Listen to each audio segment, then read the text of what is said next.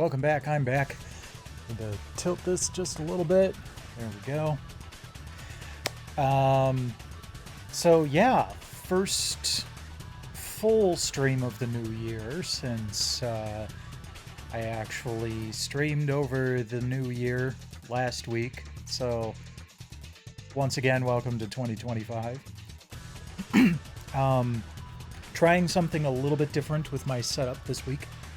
I decided to see how viable it would be to use the Windows Phone Link application to connect to the camera on my old Samsung S23 Plus.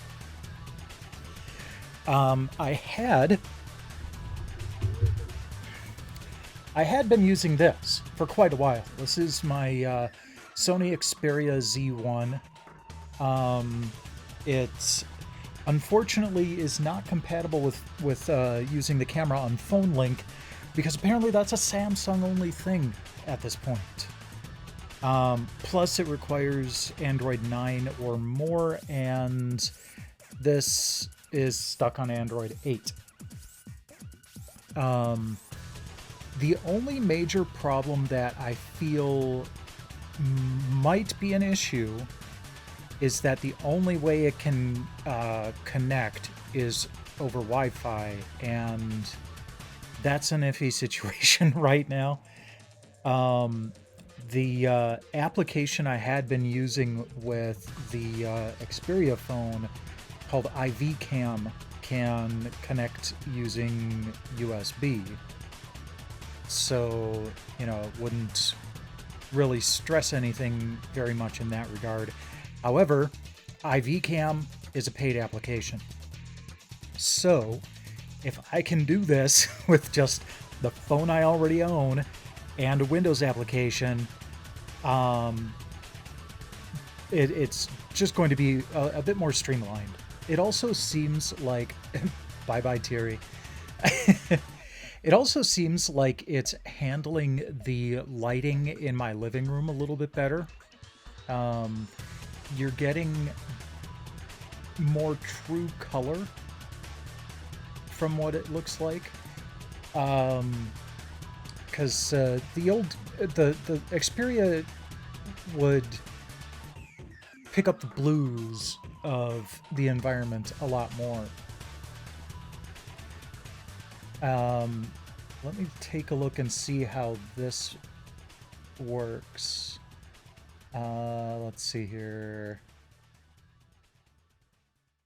Okay. Okay, it's picking up that well enough.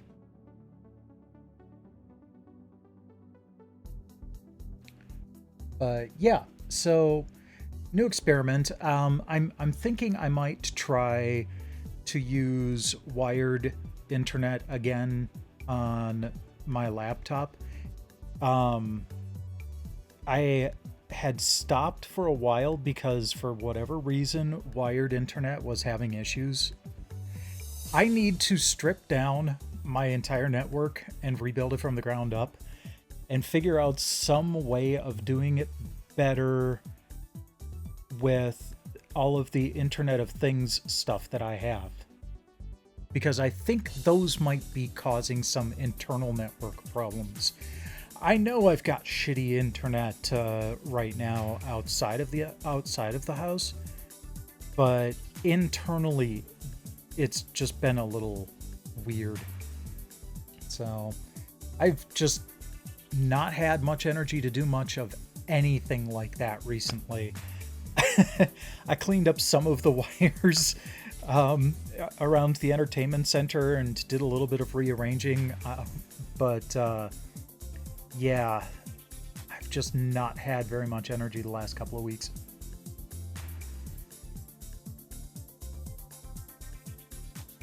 I'm going to chalk it up to it being cold and me having warm cats that want to cuddle, because it is very easy for me to sit down, have a cat hop up, and that cat will stay there for 4 hours. So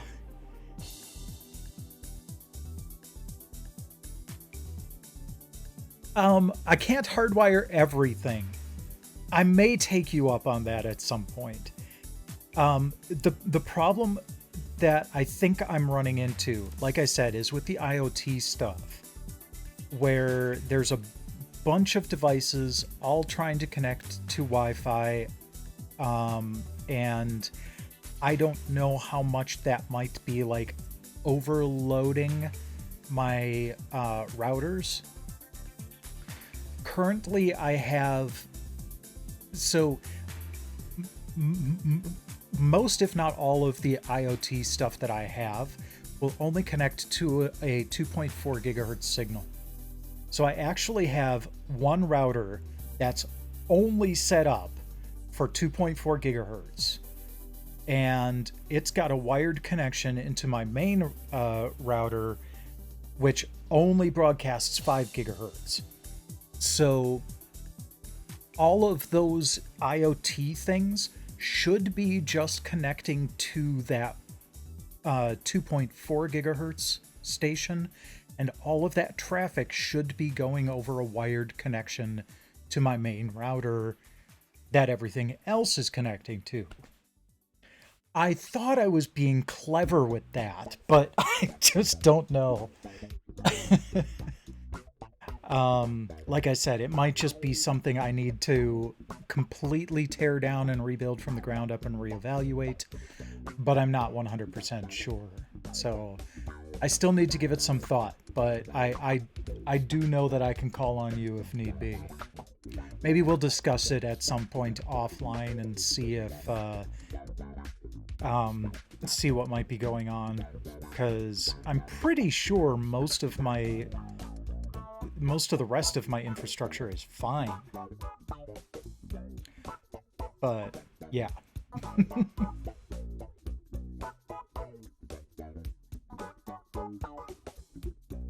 Okay, so let's fire up the game then.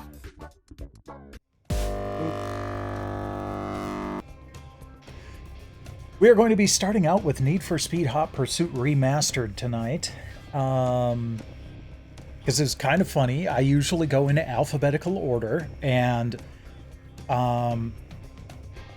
every word in this title is alphabetically before the other two games that I was going to play tonight. Even speed, SP comes before ST and SU, so we're good on this. Also, well, we'll get to the extra and premium stuff, but yeah, this will at least start us off on something fun. Because if I remember correctly, the Need for Speed Hot Pursuit games were worked on by post-burnout Criterion folks. And I do love me some Burnout.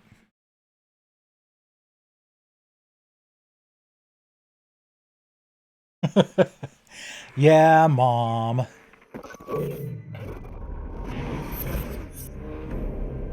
Yep, there's Criterion.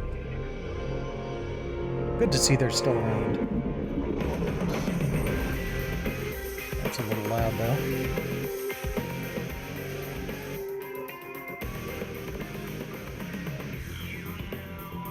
I will admit I am kind of looking forward to the Stanley Parable. Because it does seem like one of those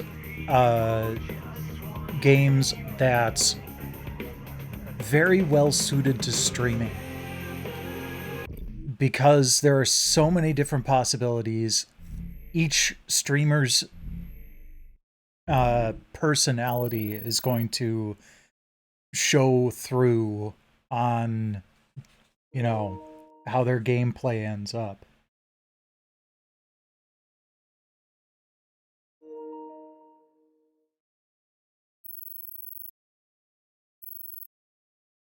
But yeah, that'll be next.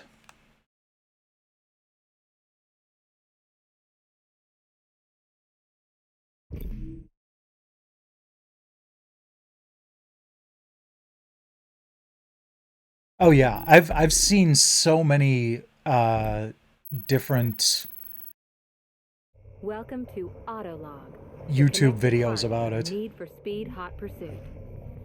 Autolog puts friends at the center of your game, allowing you to easily connect, compare, and compete with all your friends playing Need for Speed. Don't care, but I'm not gonna skip Hot this. Pursuit Online is where you connect and compete with up to 7 other players, earning bounty towards your cop or racer careers. Head into Seacrest County to earn bounty and progress your career as either a cop or a racer in solo events. Autolog Recommends is an all-new innovation in social competition.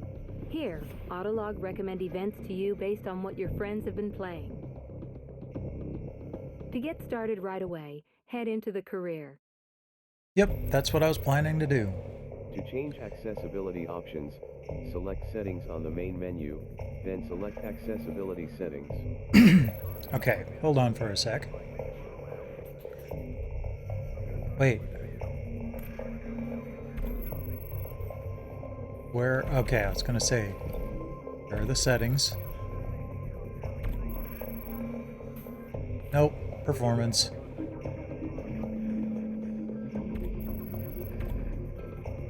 Always go with performance. Music, I am going to turn way down because if it's licensed shit, I don't want to deal with that.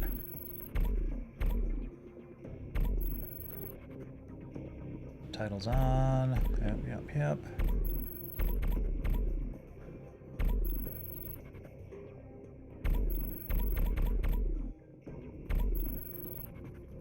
Crossplay on. That's fine. Okay.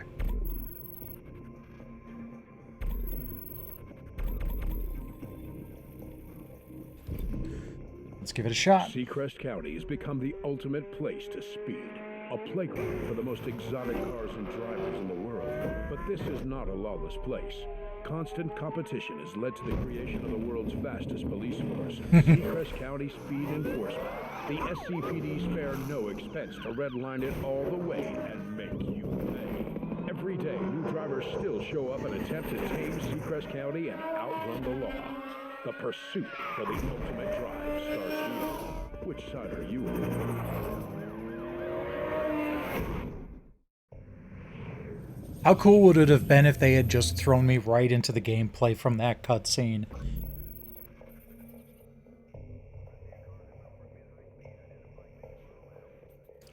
freeDive. Interesting. Now we'll try some of the events first. Race event is confirmed.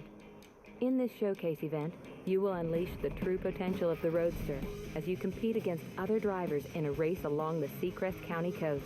Use your driving skills to outmaneuver the Try our world-famous $5 shake. Your reputation is measured in wanted levels. Currently, you are not registering much activity and are classed by the SCPD as a Level 1 speeder. The greatest drivers win the races and outrun the law with style, and are classified as Level 20, most wanted. Your daily activity is measured as bounty. The harder, faster, and more dangerously you drive, the more bounty you will earn. Win races, beat your rivals, and stay one step ahead of the cops to increase your wanted level and get access to new cars and entry into the toughest events. Your car is equipped with a race-spec nitro system. Use this system to gain a rapid acceleration increase. Nitros will only charge if you drive dangerously. Drive in oncoming How does it know? near-miss other vehicles, drift corners, and take shortcuts to gain the most nitros.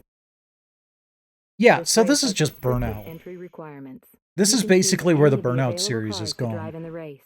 Some cars are locked at this time and will become available as you increase your wanted level. Jeez, they're starting me out in a Porsche Boxster. Alright.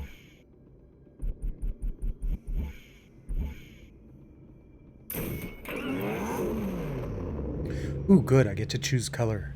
Porsche does that look engineers like? have That's realized just a long-held red. dream. The dream of a roadster that is more original, more sporty, and more liberated than I like the ever. Meteor By Gray. taking an idea back to the basics, the Boxster Spider is based on a pure, lightweight design with no comfortable extras.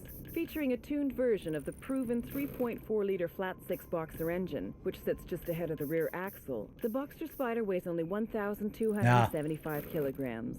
I like There's a purple. noticeable kick in acceleration when compared to the other two models in the range. Don't and the need a car is wrap. always alert and willing to change direction.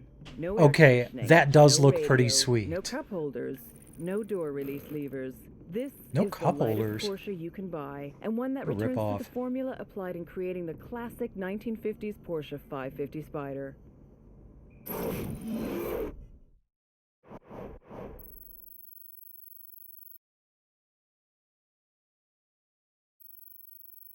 I got a new... Well, I got a couple of new VR games over the past few weeks. And one of them is called Cube, C-Y-U-B-E. And it's an unashamed Minecraft clone, but hot damn is it beautiful. Like, it is really pretty, and they did a good job of, you know, the VR-ness of it. Why would I do that? Alright, let's see how we do. No, I'm not gonna stick with fifth here.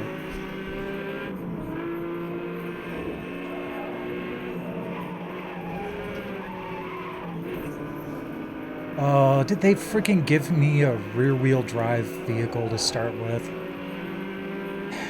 That's one thing I dislike in racing games, where sometimes they assume that you want to drift. So you want rear-wheel drive. No, I want to be able to steer my damn car.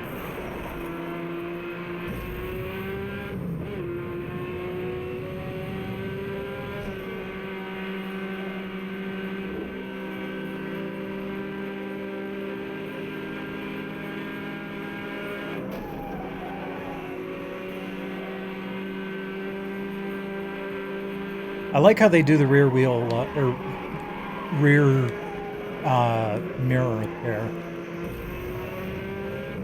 It makes it pop up more in your peripheral vision.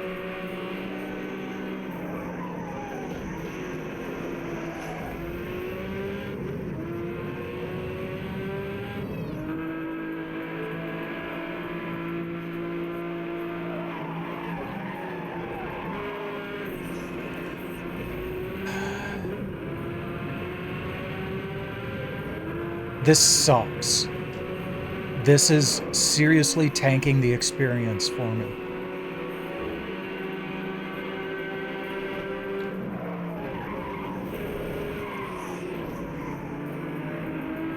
Fuck acceleration! It doesn't matter if I'm accelerating right into the goddamn guardrail.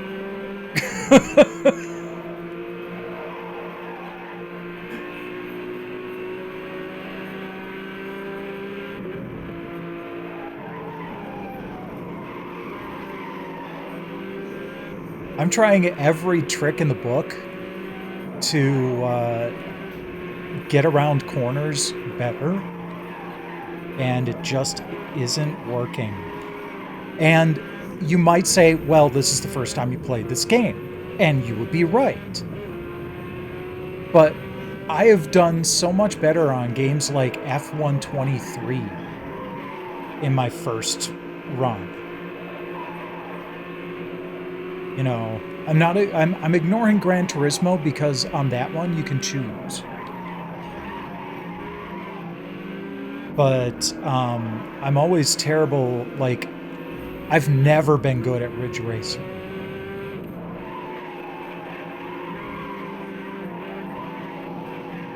Because that is one of those games where they're like, ah, drifting is sweet, people want to drift, we're going to make you start with a car that can drift.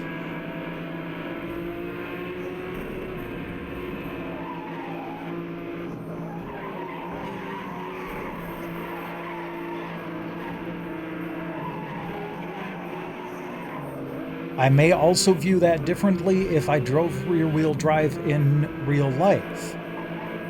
But I live in Wisconsin. You do not want rear-wheel drive vehicle in snowy weather.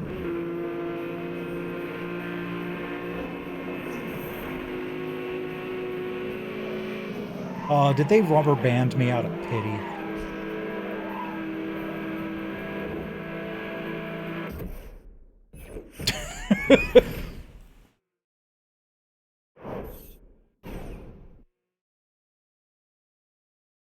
So, hello, by the way, Zordon. I have not yet played Suicide Squad. I'm going in alphabetical order, so that will be the third game I play tonight.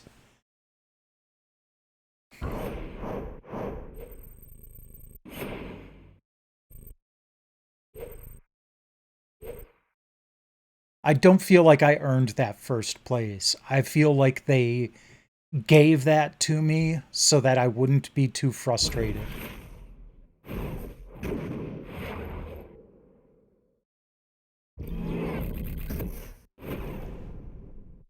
I don't know cars well enough just by their name to know whether this might be a front-wheel drive car or not.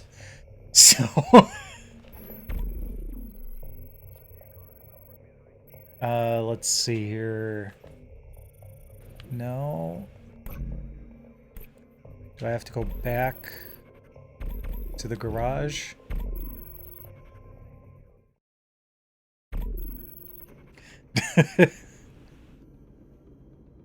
Okay, so I only have sports cars. Got it.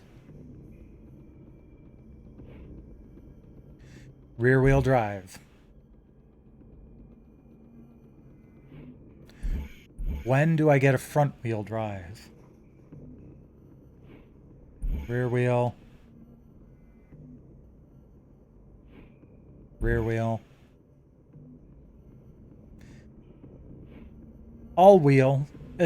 I'll take all wheel.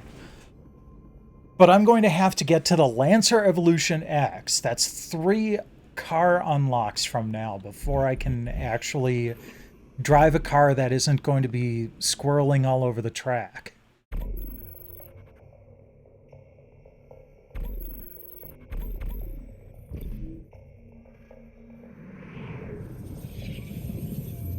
And even then, that's almost like the opposite of rear-wheel drive to the extreme, because now you find it almost impossible to slide at all. Come on, guys. Okay. Play a little bit more, though.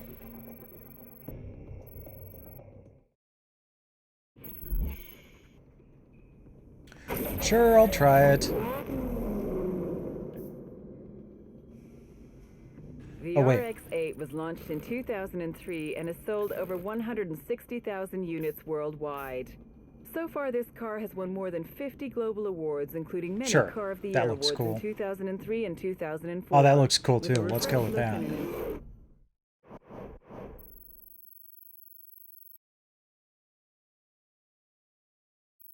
Although, if I understand this correctly, if I can get gold or silver, I might actually be able to get that Lancer. So I think it was like 3,000 more bounty? Or it might have been 30,000 more bounty and I'm going to despair more.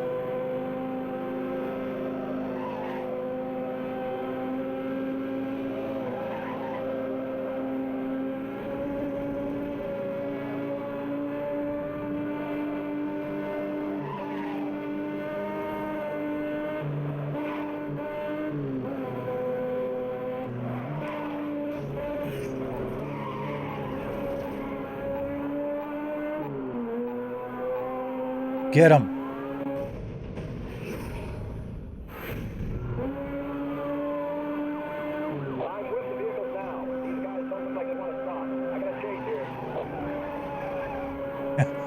Again, can't stop, won't stop. Yeah, you guys, you go ahead and take those guys on. I'll just stay back here.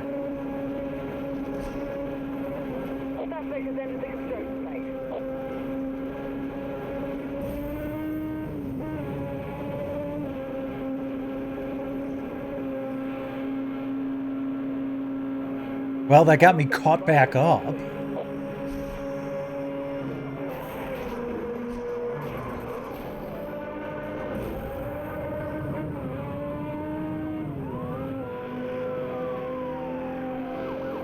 Dang it.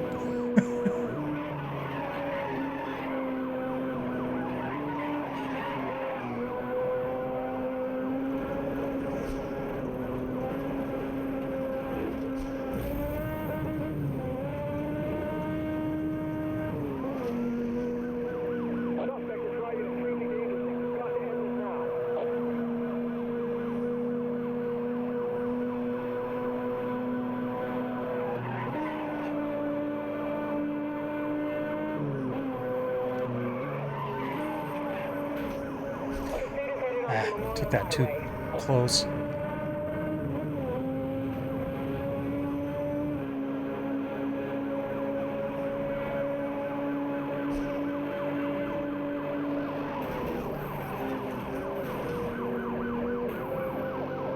Suspect trying to run me off the road.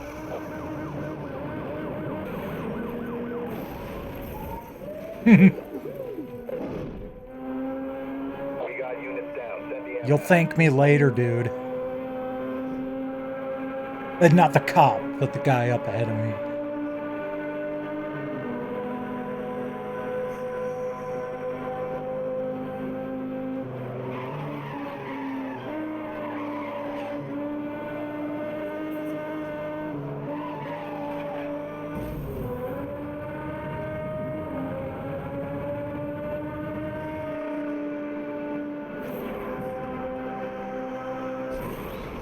I was gonna say it's a shame I can't wipe out the other racers.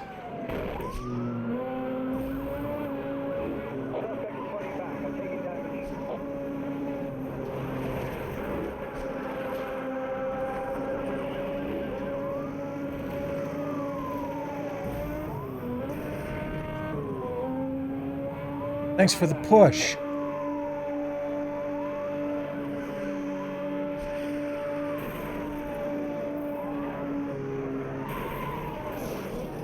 Whee! Are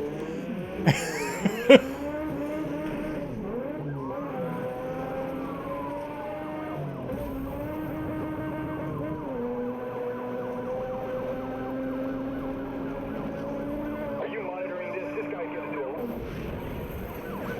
Oh, I can take down my competitors. Okay. Still in second. All right. All units, heads up. I'm gonna take the car. I'll take second place.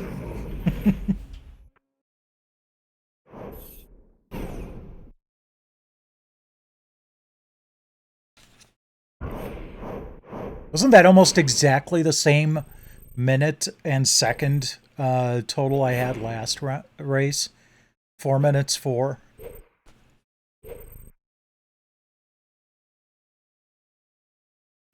Oh, new car at 20K. Oh, no, wait. All right, so there's the Charger.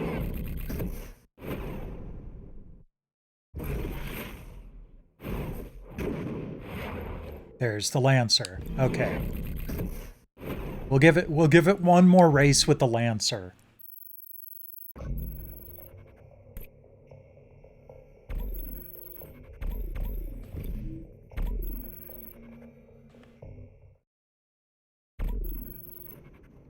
I have a feeling the only reason I did relatively well on that one was because there were cops in play.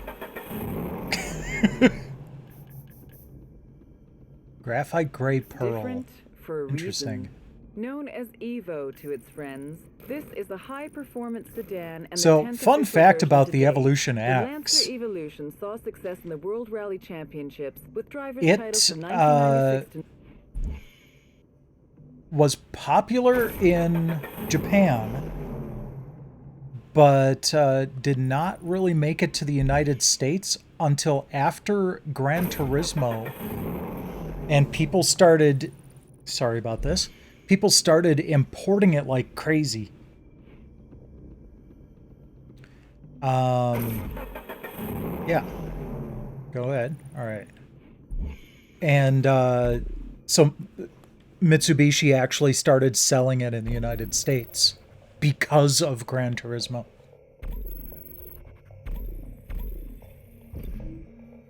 I think the Subaru Impreza also had that happen.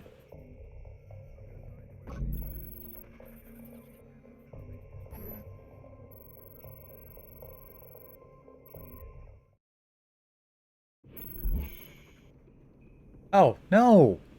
I just got a new car, damn it. I don't want to do your rear wheel bullshit. I mean, it was a pretty car.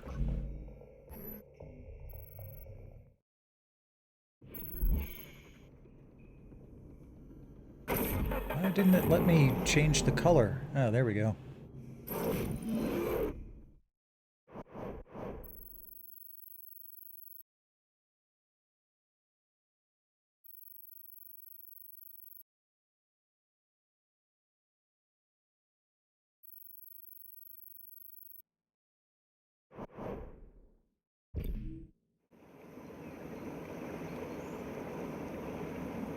$7 miles.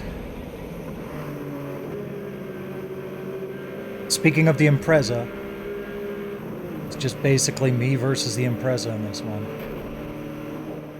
Dang it, I was trying to bump him into that oncoming traffic.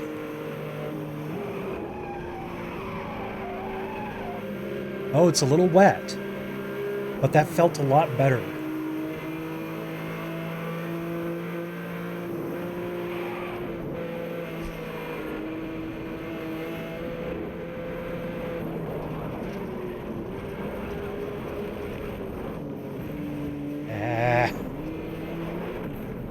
Well, what the hell is going on here?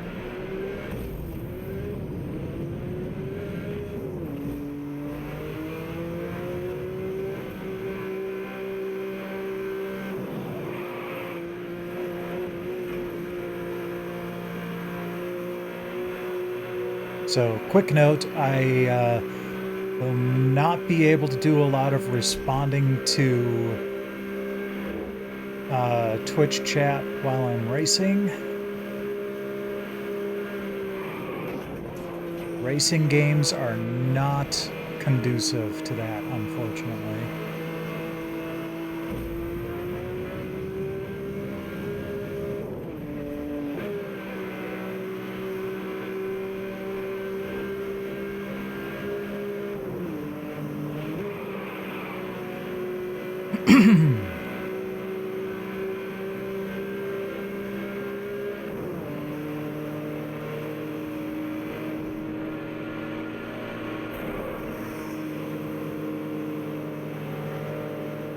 Thank you for the paint.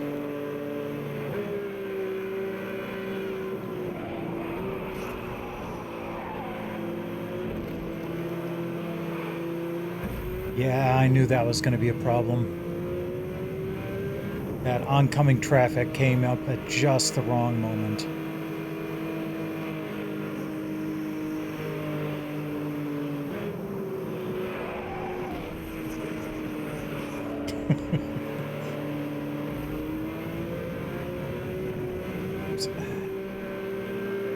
Okay, I was gonna say, how much track is left? Just under 2 miles.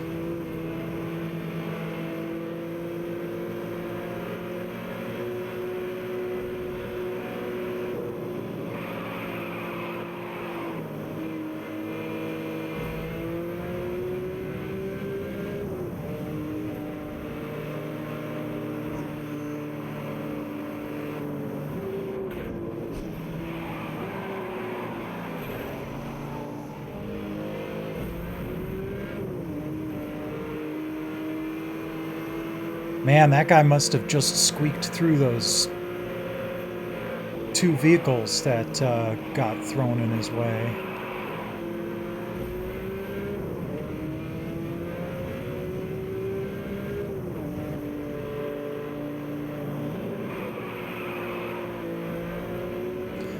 on, come on, come on, come on. Yeah. Holy shit. What was the time difference? Come on. Tell me. It had to have been like less than 1/10 of a second.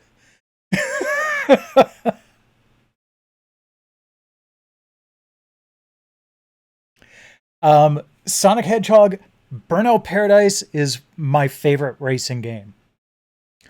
I have platted it twice on the PS3 and PS4, and I have maxed out my license on Steam.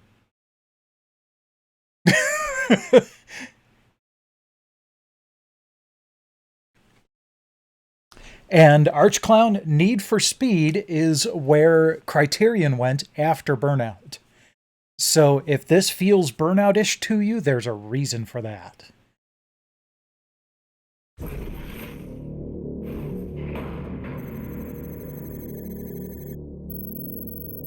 I'm not too crazy about the whole cop car part, but it's fine.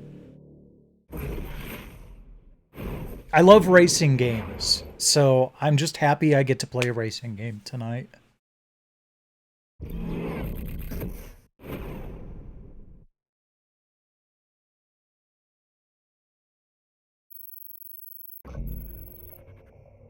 Archclown, the last racing game I got into was Gran Turismo 7. It's one of those things where I love the Gran Turismo series, and I actually managed to roll credits on Gran Turismo 7 not too long ago.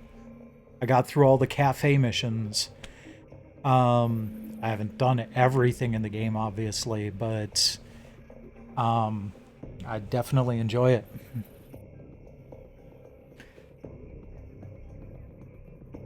Oh yeah, Midnight Club. That I have the original Midnight Club for PS2. I also loved Smuggler's Run.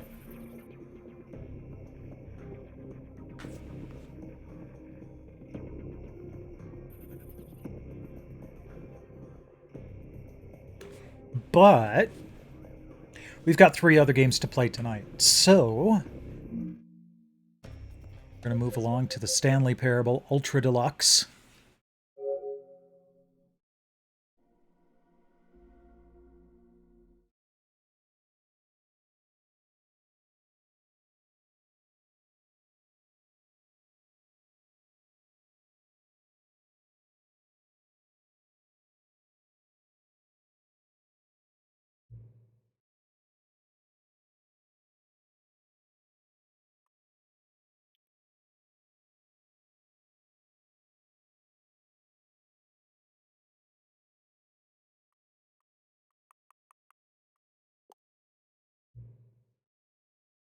I actually have not.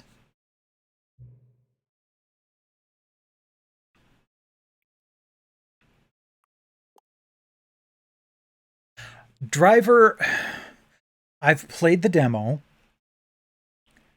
But I never really got into it, and I'm wondering again how much of that might have been because it was so heavily rear-wheel drive.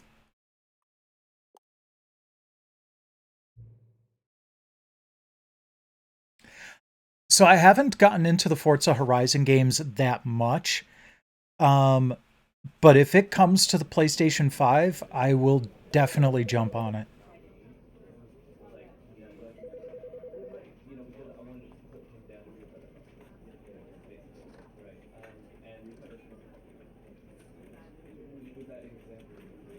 The cool moves are almost done. There's only I think the last cool moves will be going live in April or May of this year. So I have to start getting content ready again.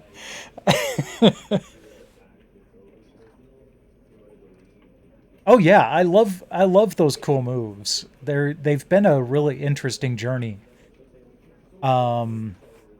And I actually got to have some conversations with Saul Viegas, a frequent Cool Moves presenter.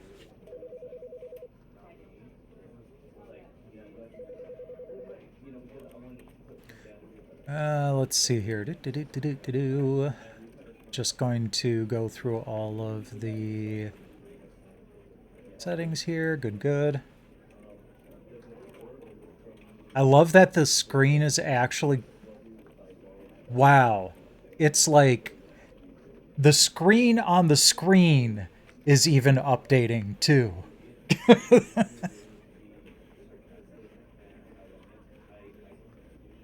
Oh yeah, that was a funny one too.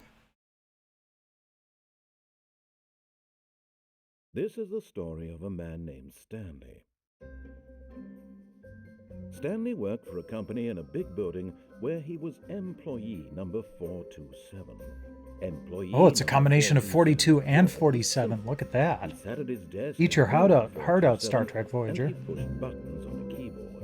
Orders came to him through a monitor on his desk, telling him what buttons to push, how long to push them, and in what order.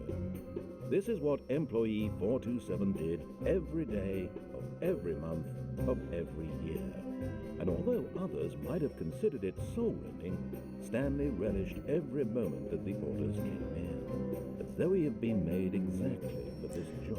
I have never played this game, and I'm actually tempted to just, like, play it tonight and then set it aside. Because on Steam, at least, they had those trophies where you get a trophy for not having fired it up for like 10 years.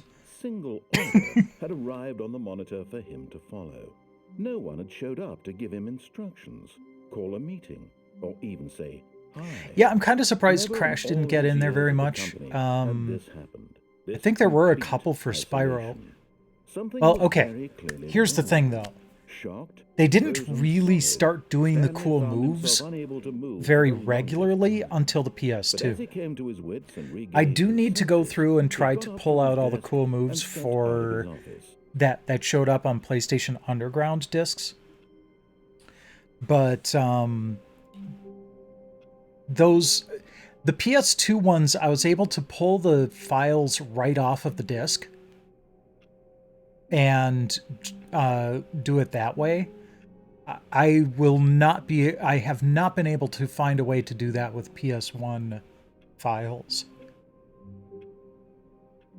Oh, come on, you asked me what time it was, and you're not even showing me the right time.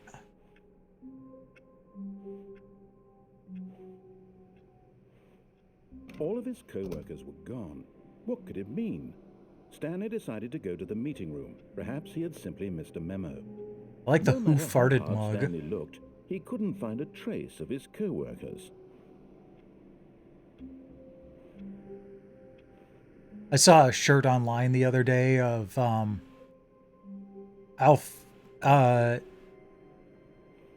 fart at you because that's as much of a shit as I have to give. I like work, I just hate my boss. I like my work and I like my boss. She's pretty cool. It's kind of funny too, actually. Today we had a meeting with internal client. And I was talking about all the stuff that I was working on with the project that, she knew I was working on.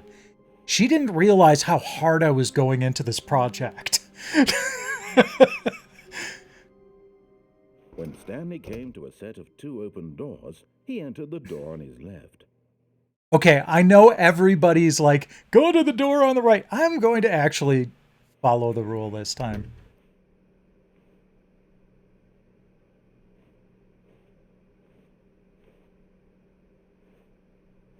Because, oddly enough, I've seen more videos of people going to the right than I have of the left. So this is more new to me. Yeah, there were some there that it was like, really? This is a cool move? Disbelief, Stanley decided to go up to his boss's Get Chris office, out of the hoping broom he might closet. find an answer Okay. You might think that that's kind of a weird thing to have to worry about, but there was one time when I was working at an internet provider where we actually took one of our coworkers and taped him to one of the support pylons in the call center. His feet were a good 6 inches to a foot off the ground, and he was still there when the first shift manager came in. The first shift manager walked past him. He goes, "Hi!" And he's just like, "Get him down from there."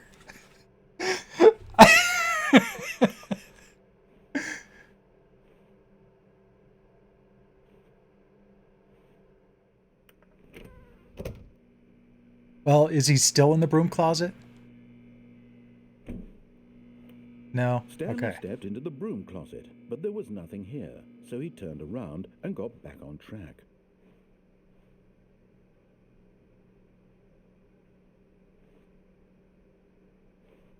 Coming to a staircase, Stanley Okay, I was walked going to say, are you going to upstairs tell me his which way to boss's go? office. Sure, why not? Usually the first playthrough is for, you know, getting through, and then subsequent playthroughs are for breaking shit.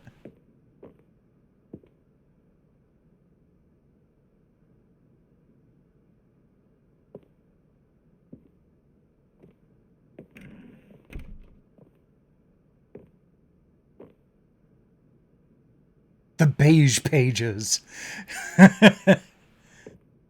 Let your fingers do the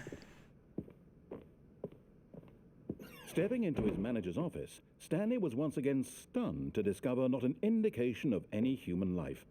Shocked, unraveled, Stanley wondered in disbelief who orchestrated this, what dark secret was being held from him.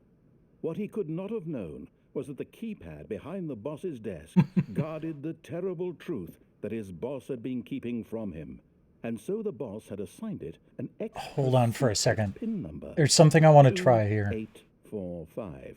Okay, But of 2845. course, Stanley couldn't possibly have known this.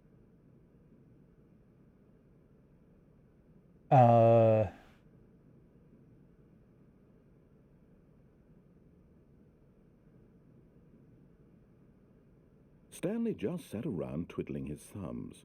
Trying Yeah, to I input know. anything on the device was useless, since he could never possibly know that the combination was 2845. Hold on for a second, dude. 2845. But no, there was a, here we go. Okay. No. So, this passcode is a bit of a meme. Forgot, but it turns out that the panel's emergency override kicked in, and the door just opened all by itself, and Stanley got the hell along with the story. Well, whoop-de-doo.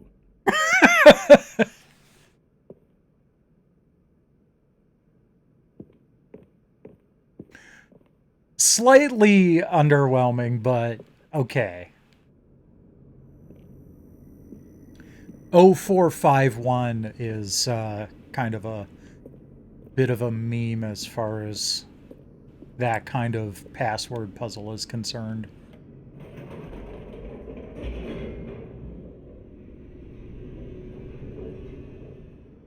Rest well, Sonic. Thanks for dropping in tonight.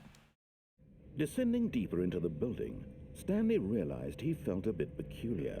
It was a stirring of emotion in his chest, as though he felt more free to think for himself, to question the nature of his job.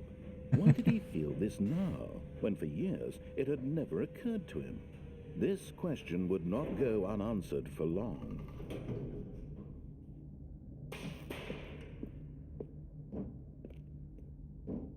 Stanley walked straight ahead through the large door that read Mind Control Facility. Okay. Why not?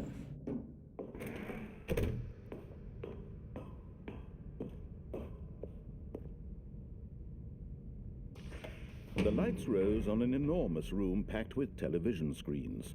What horrible secret did this place hold? Stanley thought to himself.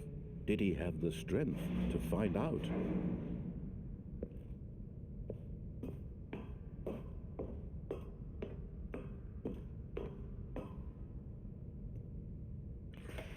Now the monitors jump to life. Their true nature. Oh no, 104 has been Each bears fired. the number of an employee in the building. Stanley's co-workers.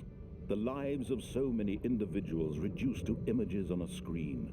And Stanley, one of them, eternally monitored in this place where freedom meant nothing. Didn't get to see 427 before it went away. Oh, okay. I think that's it right there. Nope, that's 391. Hey, I was close.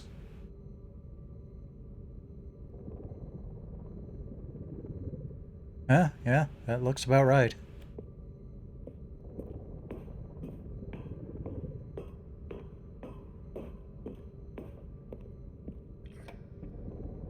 This mind control facility, it was too horrible to believe. It couldn't be true.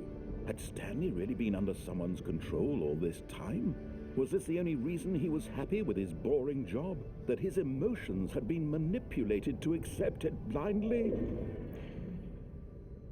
What's going on with 028 there? No.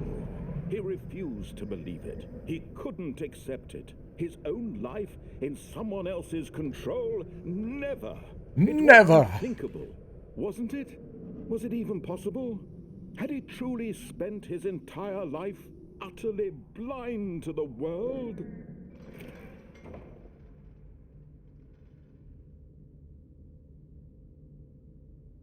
But here was the proof. The heart of the operation. Controls labeled with emotions. Happy, or sad, or content. Walking, eating. Nice working, timing on the all monitored and commanded red from light this flashes. place. And as the The cold ad reality break. of his past began to sink in, Stanley decided that this machinery would never again exert its terrible power over another human life. For he would dismantle the controls once and for all.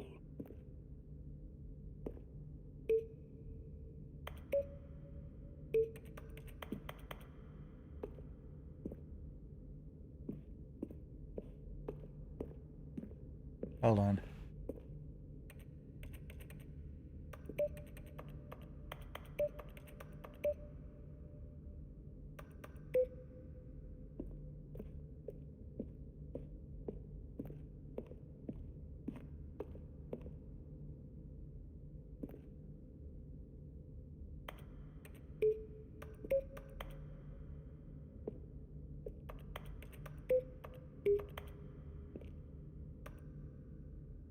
The big red candy-colored button! Oh, I can't even push it.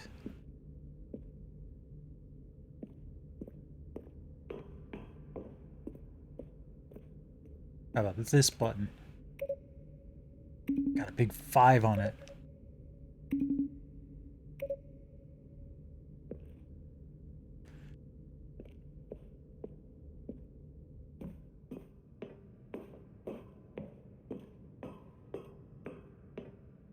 Okay, hold on for a second here.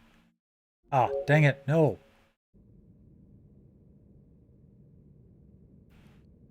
Oh, the settings got reset. Dang it.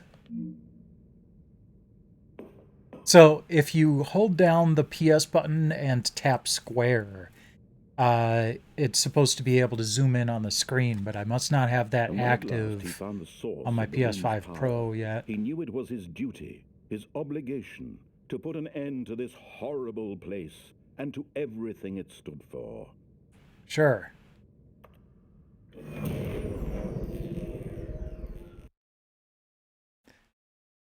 This feels like one of those games where if you just play it straight through,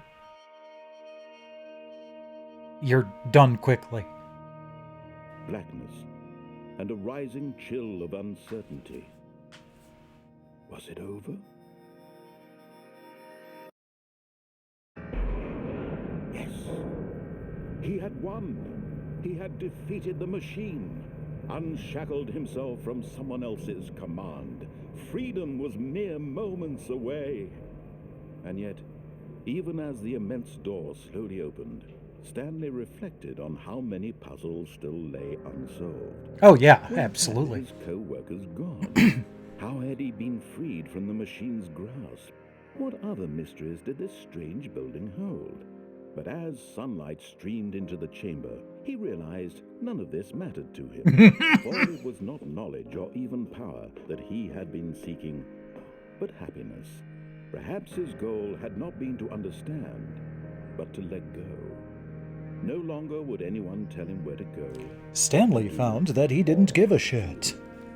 Whatever life he lives, it will be his. And that Oh, that's was a pretty all scene. he needed to know. It was perhaps the only thing worth knowing. Stanley stepped through the open door. Oddly kind of reminds me of the Talos Principle. Stanley felt the cool breeze upon his skin, the feeling of liberation, the immense possibility of the new path before him. This was exactly the way, right now, that things were meant to happen. And Stanley was happy.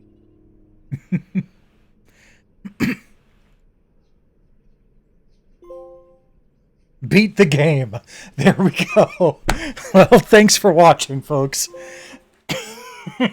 I got a trophy for getting my first trophy. Oh, jeez. Oh, that's wonderfully meta. Okay. All of his co-workers were gone. What could it mean? Stanley decided to go to the meeting room. Perhaps he had simply missed a memo.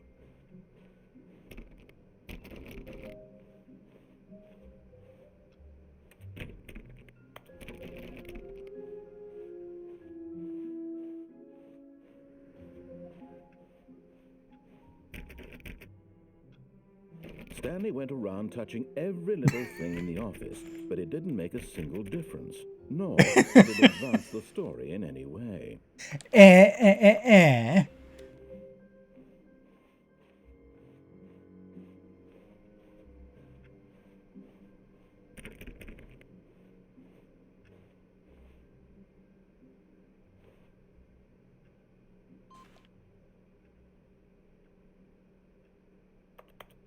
Input received. Fantastic.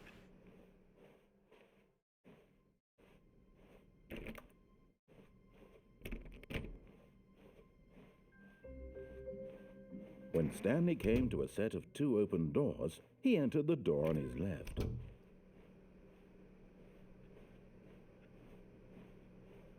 I have a specific Yet thought there was on not this a single here. person here either. Feeling a wave of disbelief, Stanley decided to go up to his boss's office, hoping he might find an answer there.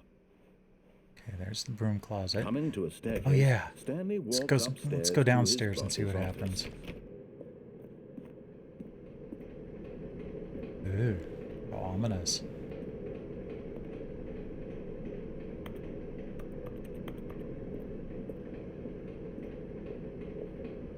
But Stanley just couldn't do it.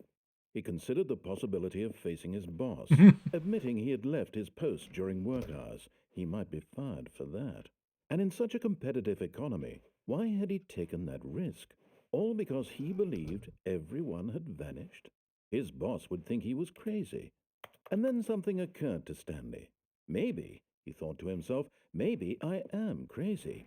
All of my co-workers blinking mysteriously out of existence in a single moment for no reason at all.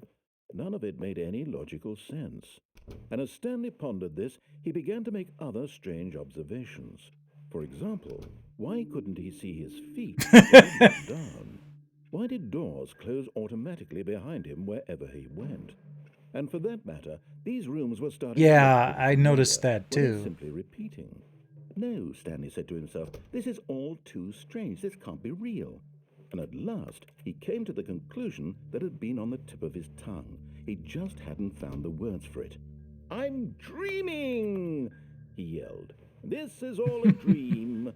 Oh, what a relief Stanley felt to have finally found an answer, an explanation. His co-workers weren't actually gone. He wasn't going to lose his job. He wasn't crazy after all. And he thought to himself, I suppose I'll wake up soon.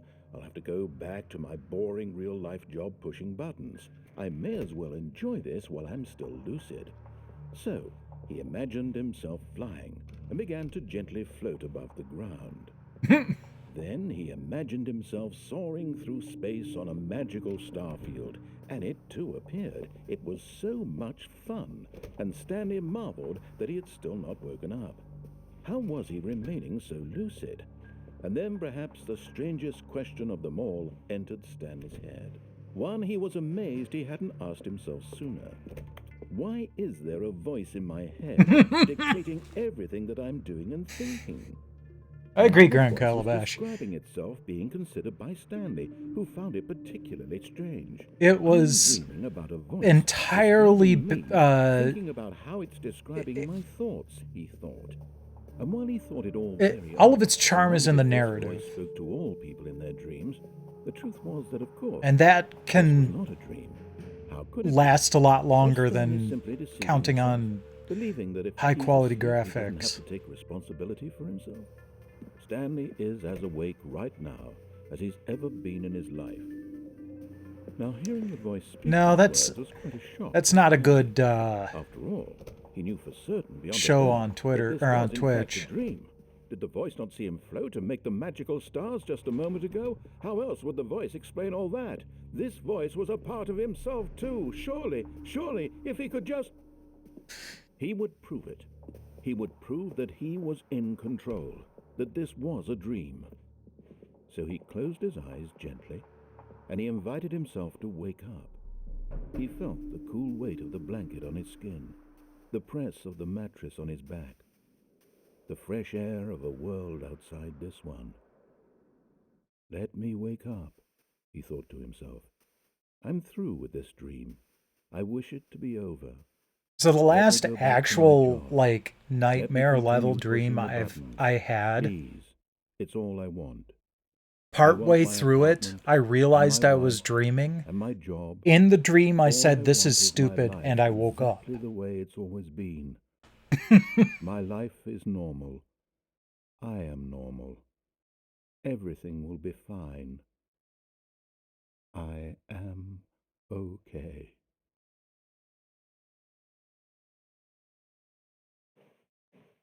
Nope, I'm still here. Stanley began screaming. Please, someone, wake me up. My name is Stanley. I have a boss. I have an office. I am real. Please, just someone tell me I am real. I must be real. I must be. Can anyone hear my voice? Who am I? Who am I? And everything went black.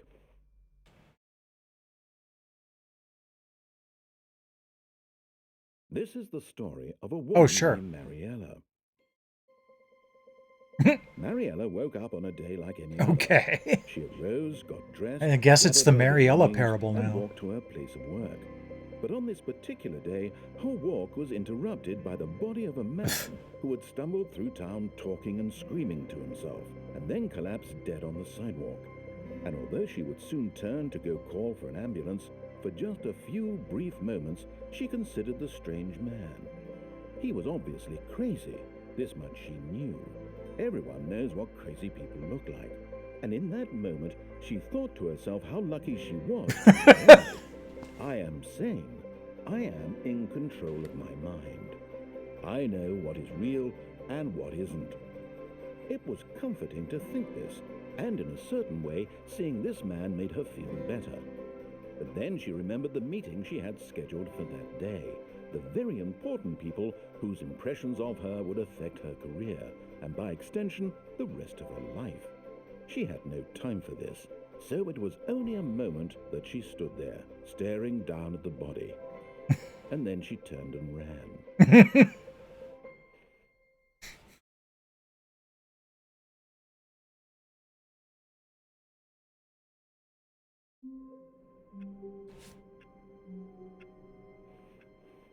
All of his co-workers were gone. What could it mean? I didn't get a Stanley trophy decided for to that go to the ending? meeting room. Perhaps he had simply missed a memo. That's odd. When Stanley came to a set of 2 open doors, he entered the door on his left.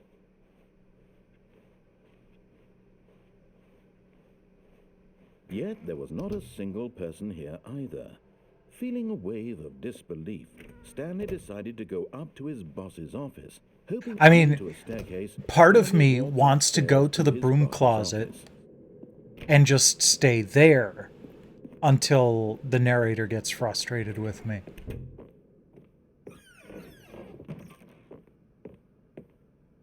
What? Business strategy?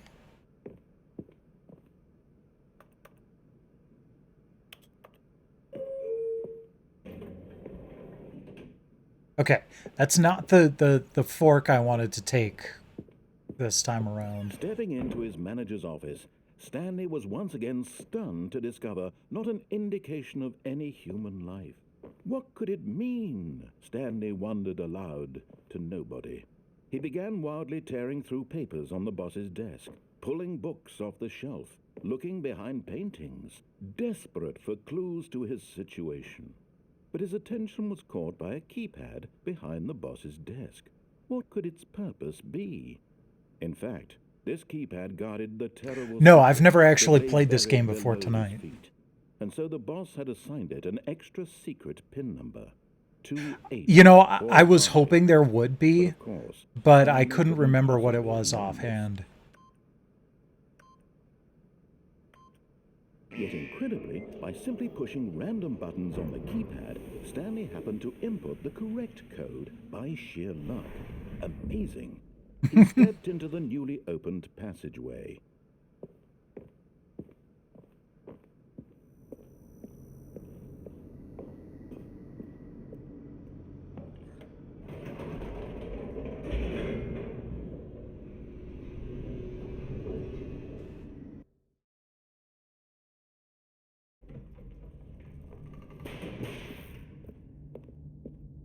Oh, interesting. They skipped a little bit there. Straight ahead through the large door that read Mind Control Facility. Although this passageway had the word escape written on it, the truth was that at the end of this hall, Stanley would meet his violent death. Says you. The door behind him was not shut. Stanley still had every opportunity to turn around and get back on track. At this point, Stanley was making a conscious, concerted effort to walk forward and willingly confront his death.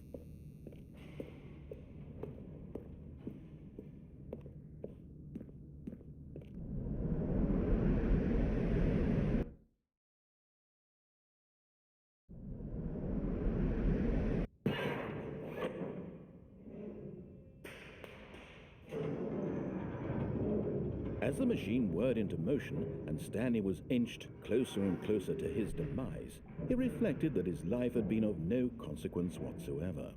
Stanley can't see the bigger picture. He doesn't know the real story, trapped forever in his narrow vision of what this world is.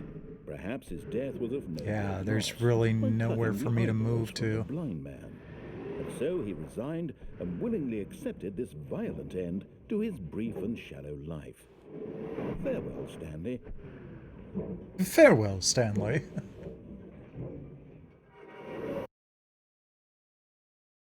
"Farewell, Stanley," cried the narrator, as Stanley was led helplessly into the enormous metal jaws. In a single visceral instant, Stanley was obliterated as the machine crushed every bone in his body, killing him instantly. Oh, but that didn't happen. Thanks, other narrator. And yet it would be just a few minutes before Stanley would restart the game, back in his office, as alive as ever. What exactly did the narrator think he was going to accomplish? When every path you can walk has been created for you long in advance, death becomes meaningless, making life the same. Do you see now? Do you see that Stanley was already dead from the moment he hit start? This blueprint shows the office from the beginning of the game. The path from Stanley's office to the other 2 doors was the first part of the game that was built. Sections have been added and altered throughout development through the core layer, though the core layout remains almost identical to the first iteration.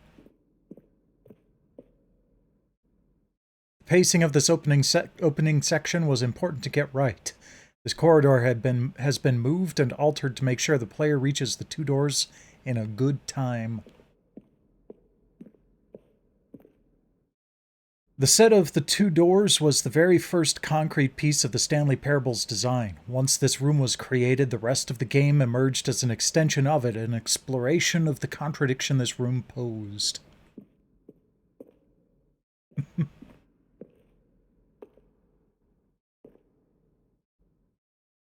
Installing Chart Pro.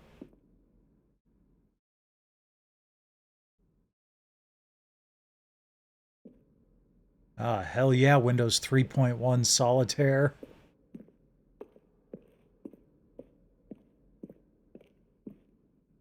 The selection of the sounds used throughout the game when the buttons are pressed. Each sound is a mix of keyboard stroke and synthesized tone. Alright. Ah! Found the credits. Alright.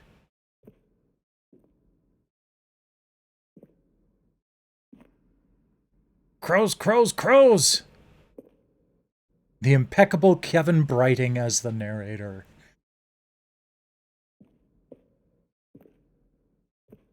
Nothing about the second narrator? Okay. Oh, I know I can press those buttons. I just choose not to at the moment. I want to look around first.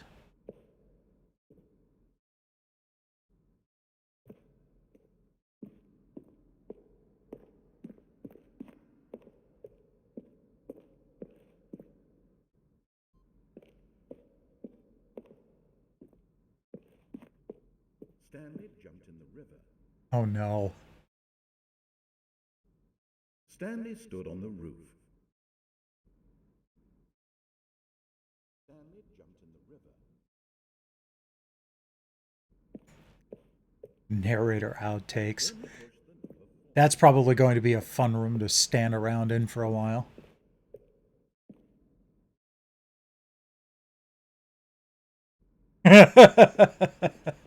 Awesome. Yeah, that sounds like something that the developers of a game like this would do. There's the freedom ending, which I've already gotten.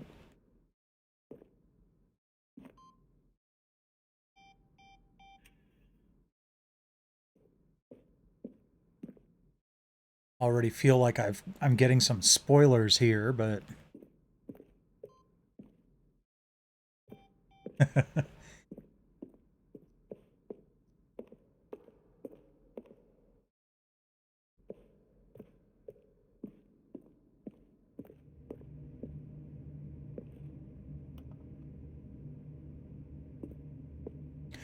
man, this game is what, 12 years old now since release?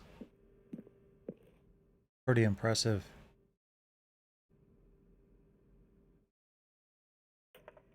Oh no.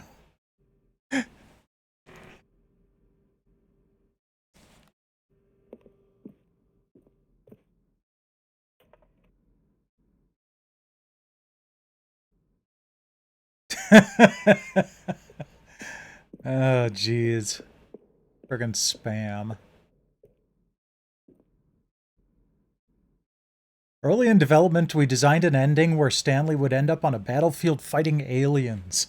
The action game would become sentient and would wage war against the narrator. We realized shortly after starting to build it that it was far too jokey and on the nose for the tone of the game. Plus, some people interpreted it as making fun of people who like shooters, which was not our intent. I can see that, but that kind of would have been funny too.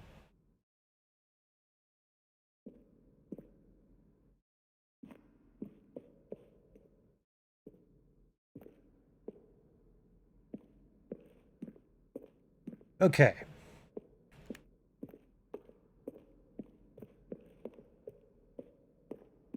Yeah, that would be this Ultra Deluxe thing in December 2018. And that's the version that I'm playing right now. is the Ultra Deluxe version.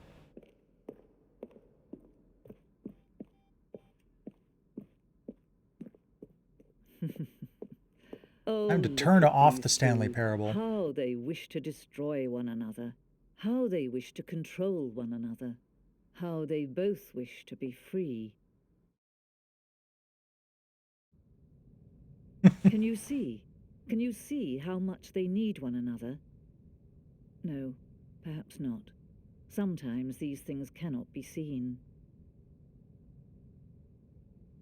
But listen to me. You can still save these two. You can stop the program before they both fail. Turn off your PlayStation. There's no other way to beat this game. As long as you move forward, you'll be walking someone else's path. Stop now and it'll be your only true choice. Whatever you do, choose it. Don't let time choose for you. Don't let... You know, I have to wonder if they've created a specific save point right there if you turn off your PlayStation. All of his co-workers were gone. What could it mean? Stanley decided to go to the meeting room. Perhaps he had simply missed a memo.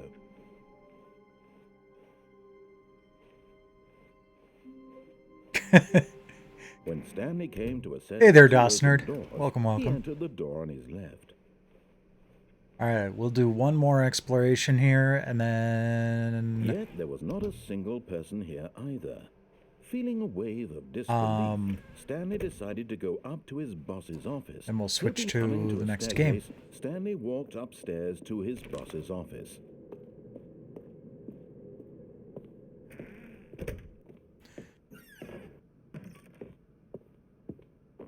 Let's see what this does. Can I go up?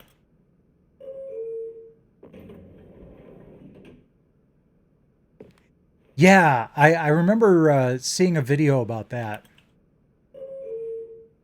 You know, one of those things where, like, the game plans for it if you've gone out of bounds.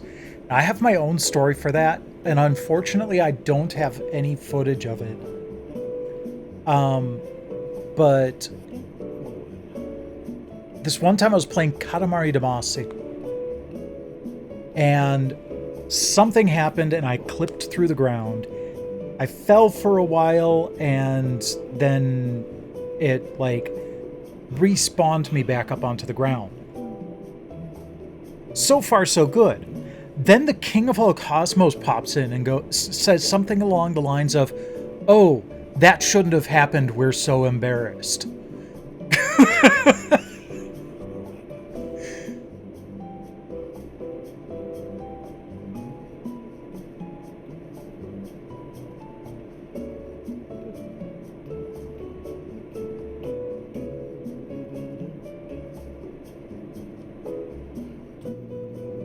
I guess I'm going to be doing a waiting thing after all, huh?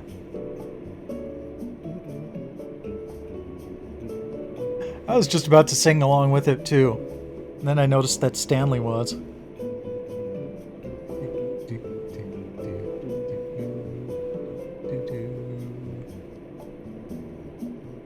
So, how far up are we going? Why are these papers glowing?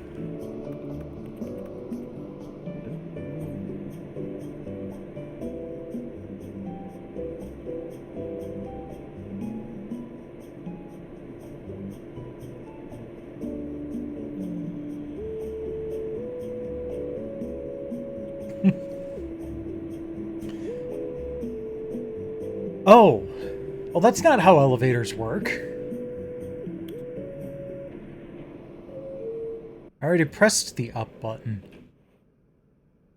Okay, so we're just right back here again. Alright, well, we'll try going down then.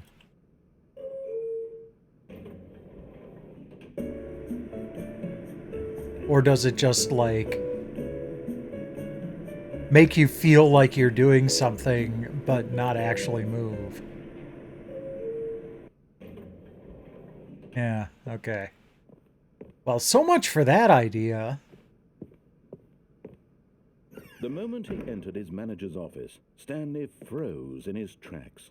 Not a living soul anywhere. Could he really be all alone? This was too much for Stanley to take. Too much for any man to take. Stanley was in such a rush to get through the story as quickly as possible, he didn't even have a single minute to just let the narrator talk. This kind of anxiety isn't healthy, so he relaxed for a few moments with some calming New Age music.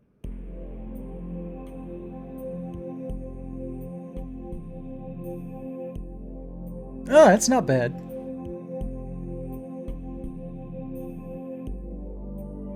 Feeling soothed and rejuvenated, Stanley calmly walked forward into the opened passageway.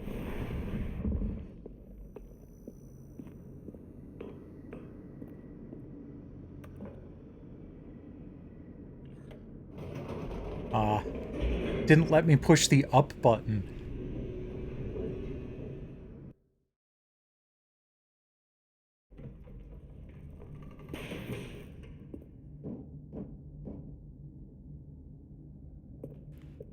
Yeah, a bit. He walked straight ahead through the large door that read Mind Control Facility.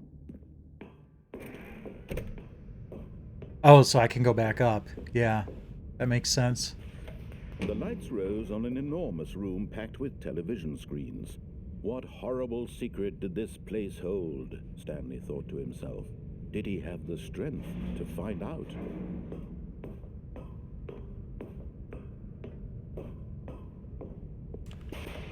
Now the monitors jumped to life, their true nature revealed. Each bore the number 234 is kind of Stanley's messed up too. The lives of so many individuals reduced to images on a screen, and Stanley, one of them, eternally monitored in this place where freedom meant nothing. This mind control facility. Can I though? Horrible to believe it couldn't be. I haven't found a way to jump. I can duck. Was this the only reason he was happy with his boring job? That his emotions had been manipulated to accept it blindly? No. He refused to believe it. He couldn't accept it. His own life in someone else's control? Never. Never. It was unthinkable, wasn't it? Was it even possible? Had he truly spent his entire life utterly blind to the world? But here was the proof, the heart of the operation. Controls labeled with emotions, happy or sad or content. Walking, eating, working, all of it monitored and commanded from this very place.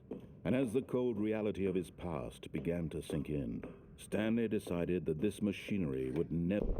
Oh, Stanley, you didn't just activate the controls, did you? I did. Kept you enslaved all these years, you go and you try to take control of the machine for yourself. Is that what you wanted? Control? Yes. Oh, Stanley, I applaud your effort, I really do. But you need to understand, there's only so much that machine can do. You were supposed to let it go, turn the controls off, and leave. If you want to throw my story off track, you're going to have to do much better than that. I'm afraid you don't have nearly the power you think you do. For example, and I believe you'll find this pertinent, Stanley suddenly realized he had just initiated the network's emergency detonation system. In the event that this machine is activated without proper DNA identification, nuclear detonators are set to explode, eliminating the entire complex. How long until detonation then? Let's say 2 minutes. Now this is making things a little more fun, isn't it, Stanley? It's your time to shine. You are the star. It's your story now. Shape it to your heart's desires. Oh, this is much better than what I had in mind. What a shame we have so little time left to enjoy it. Mere moments until the bomb goes off. But what precious moments each one of them is. More time to talk about you, about me, where we're going, what all this means. I barely know where to start. What's that?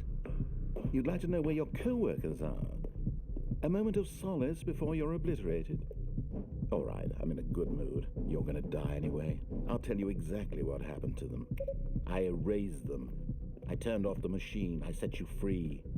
Of course, that was merely in this instance of the story. So I Sometimes found when I 3, tell it, 4, I and simply let you 5. sit there in your office forever, pushing 1 buttons and 2. endlessly and then dying alone.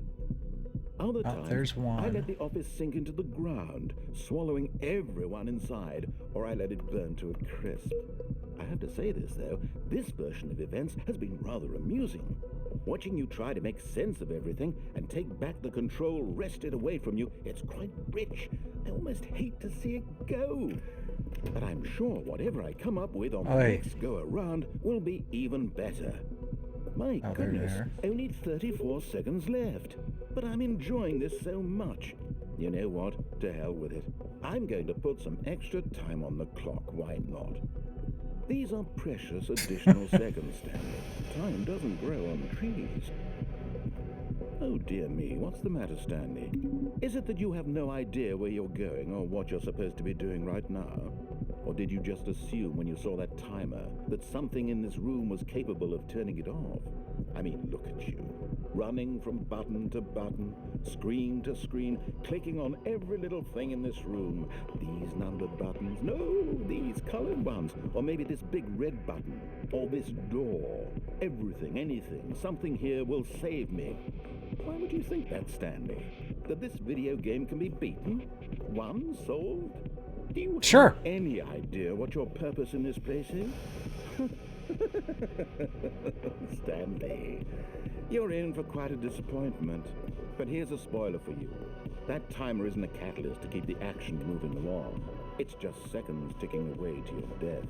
You're only still playing instead of watching a cutscene because I want to watch you for every moment that you're powerless. To see you made humble. This is not a challenge. It's a tragedy. You wanted to control this world, that's fine. But I'm going to destroy it first, so you can't. Take a look at the clock, Stanley. That's 30 seconds you have left to struggle. 30 seconds until a big boom and then nothing. No ending here, just you being blown to pieces. Will you cling desperately to your frail life, or will you let it go peacefully? Another choice. Goodbye, Employee 427. It's all the same to me, all a part of the joke. And believe me, I will be laughing at every second of your inevitable life from the moment we fade in until the moment I say, happily ever up. That was pretty good. I like that kind of flash ending. Most games, you'd hear all the explosions and everything, but that's not how that would go.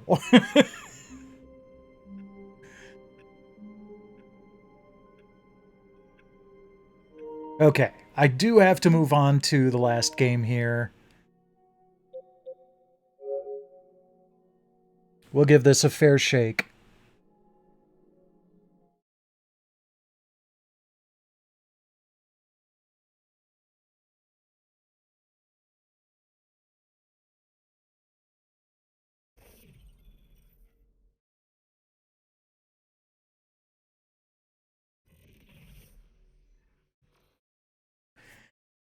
It's been a while. I don't think I even played Arkham City. I played Arkham Asylum all the way through. But that was the last Rocksteady game I really paid attention to.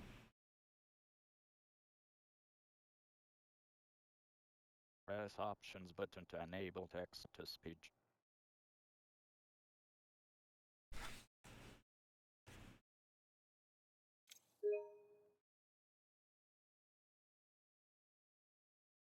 Yeah, I know it's not an Arkham game.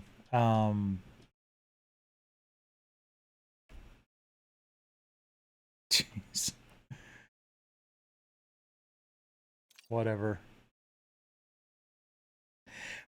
Yeah, and the stuff that people have objectively said is wrong with it kind of make me feel like I wouldn't really enjoy the game all that much either, but I also don't think it's going to be one of those games that's instantly abhorrent. Because I heard that some people said, you know, if they had cleaned up the gameplay and progression systems, it would be actually good.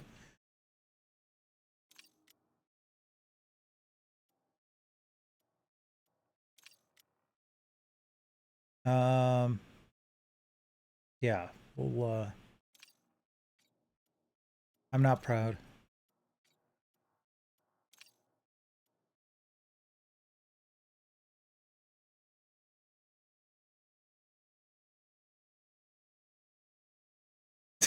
What the hell? Yeah, I know. And that's why I'm like, I like to give stuff like this a fair shake.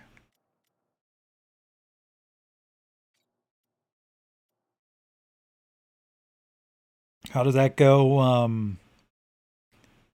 Practice a cultured naivete, not letting your preconceptions guide your thoughts. Basically going into this as a men taught. Okay, audio is that we're gonna have streamer mode on. Excellent. Thank you. It's always a plus for me when a game has a streamer mode on.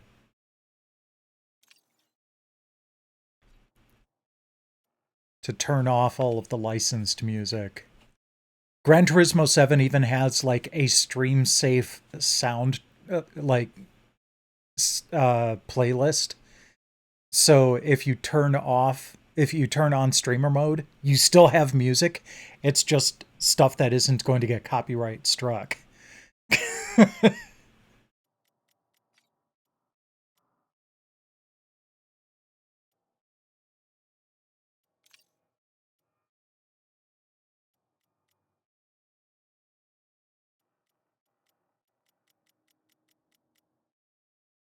Create offline profile.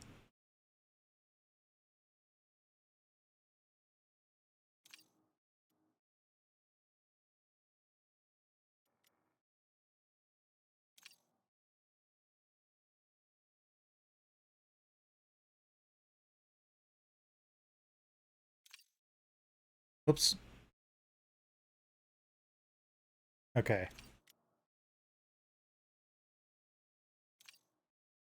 There we go.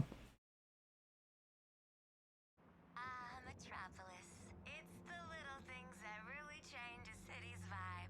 The weather, gentrification, the alien invasion. Task Force X. Stop sightseeing and see if you can kill everything in sight. Got it? Hate to say it, but Waller's right. We got work to do. How did you three get split off this time? Hey! Wasn't my fault we got lost. This time. We should meet at the Daily Planet. It is a very central location. Still playing tour guide, Sharky. Love that.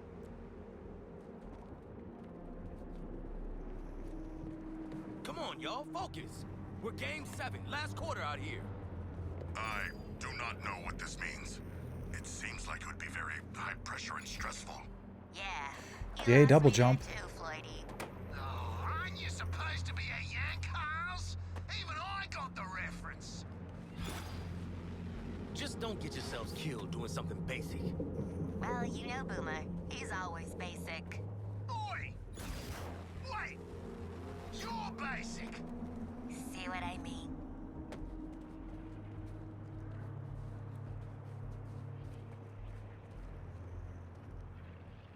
Oh, what? All work and no stubbies make Twish a dull girl? Can't say I've heard that one before.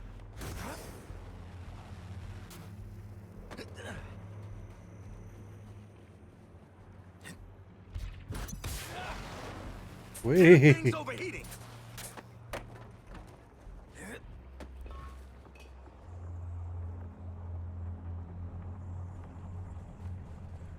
Just gotta do what I do best and land these shots. I ain't letting a little shield stop me. Just gotta use my jetpack to get around.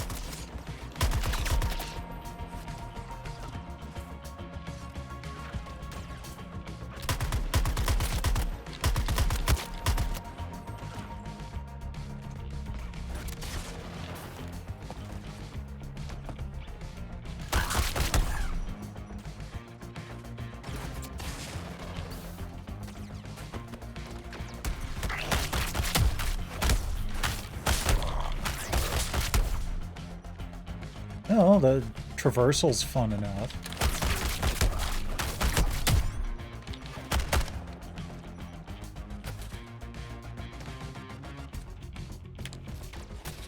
Oops, wrong button.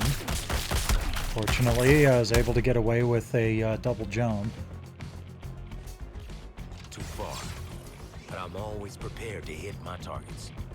Just switch up the guns, slow breath, and...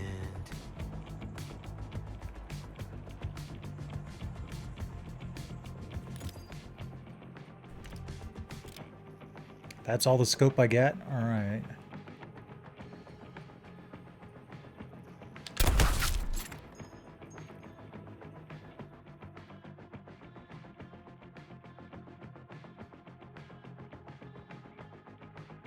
New target sighted!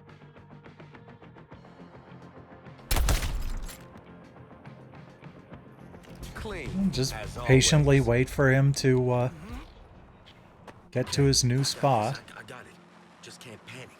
Airborne, afterburner, breathe, kickstart. Easy. Yeah, no, it's definitely easy. Okay.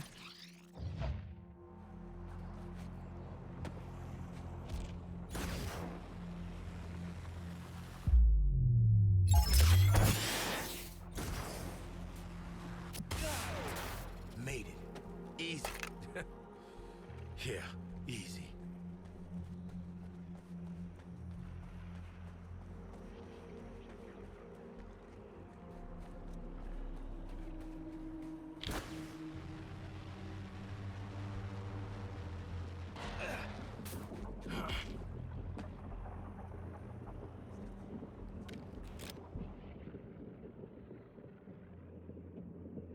Got me some tangos right here.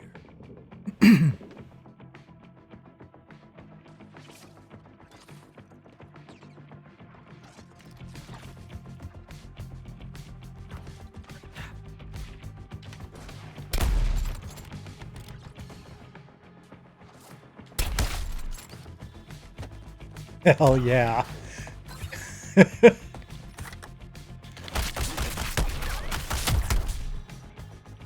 Right from mid-air headshot.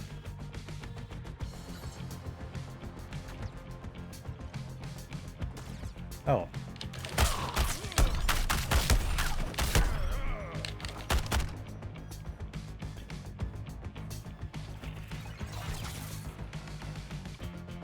Okay then. It don't always have to be about accuracy, just efficiency. I'm glad you're enjoying it.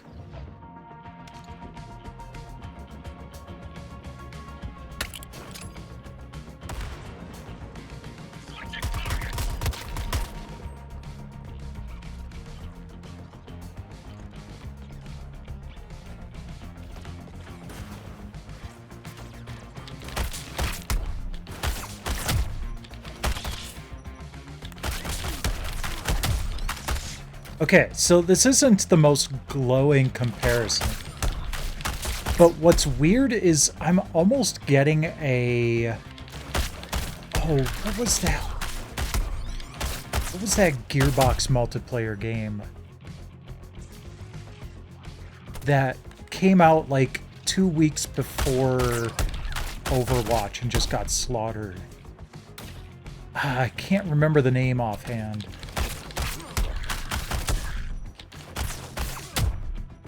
I played the beta. I actually enjoyed it. But it got shut down really quick and didn't have a single player offline version.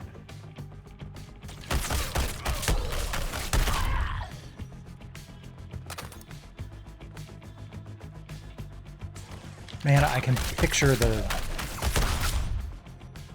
I thought we were meeting up. Shark? Shark, I can picture the game in my head, too.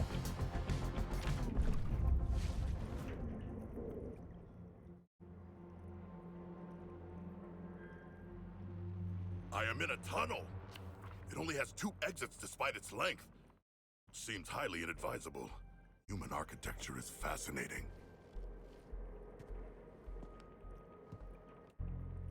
Battleborn. That was it. Not a bad game. And I don't know what it is about this that's giving me a Battleborn vibe, The but experience would not be the same, Floyd Lawton. I would never ask you to simply look upon renderings of Atlantis. It must be experienced. I'd kind of prefer pictures, actually. Oh, new Deadshot phobia. Nah, that ain't a phobia.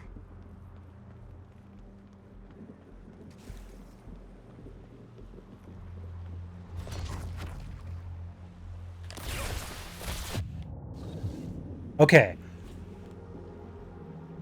Why is King Shark dying when he hits water?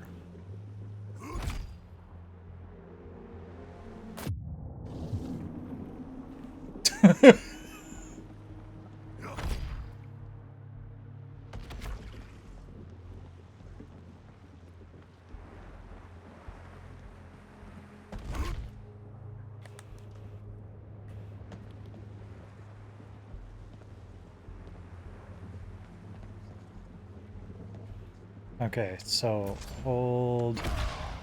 There we go. Ah, a sharp drop. Momentum, gravity, and mass in destructive concert.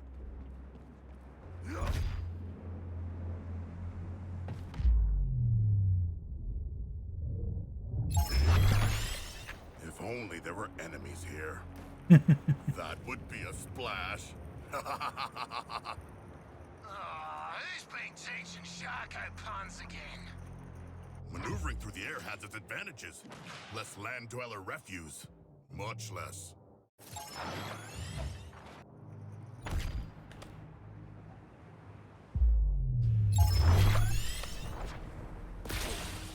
Much less resistance than water as well.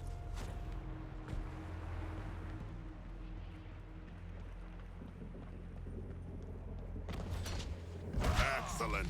I hungered for more enemies.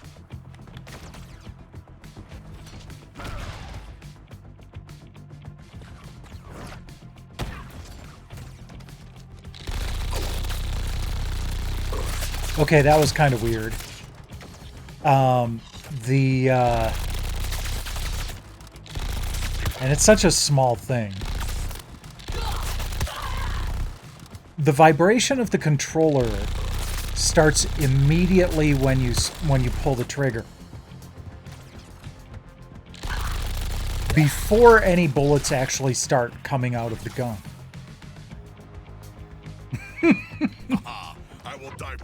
Again, it's a small detail, but it's also one of those stupid little things that would be so easy to fix.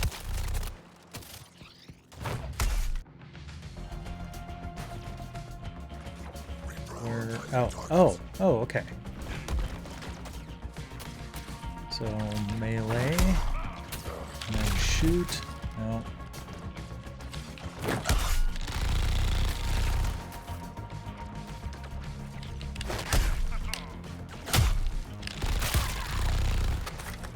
Really?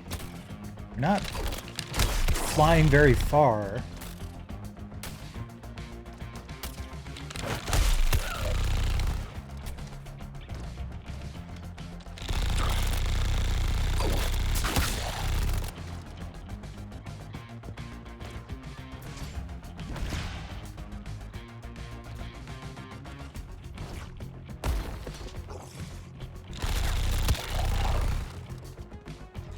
Your sacrifices are greatly appreciated. I wanted some extra exercise. Yeah, no swimming for King Shark. Some real architecture? I'll show you all the top brooding and cackling spots in Gotham. Oh, I already have a list. I would love a true Gothamite's perspective. Quinn's got point on this one. Not many scenic views in my line of work. Can't get spotted. Floyd, mate, you ever taken a vacation that wasn't work? Oh, I do actually have a destination.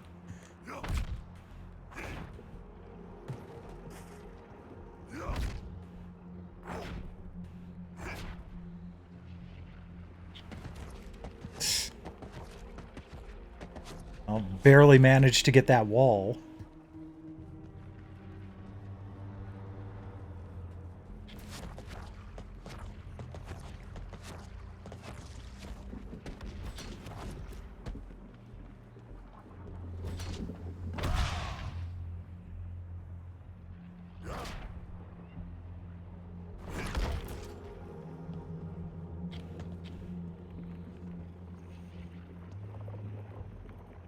Greetings, Deadshot. Where are Harley and Boomerang? Not with you. That's the problem. Boomer, check in.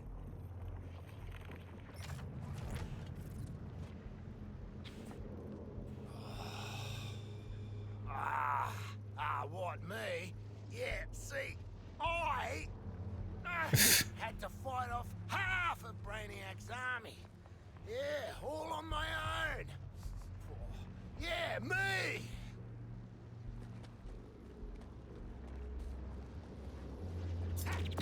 So tell us all about that big fight just now. Yes, regale us with your tales of glorious combat. Yeah, well, you see, Take your time, sweetie. Let the mental boomerang make it back.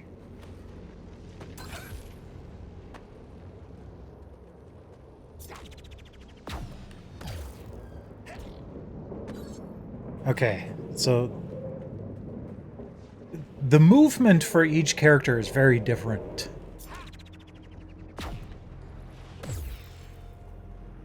Takes a little bit of getting used to. at least, 30.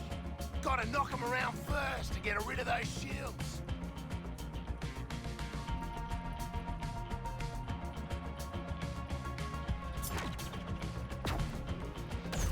New target and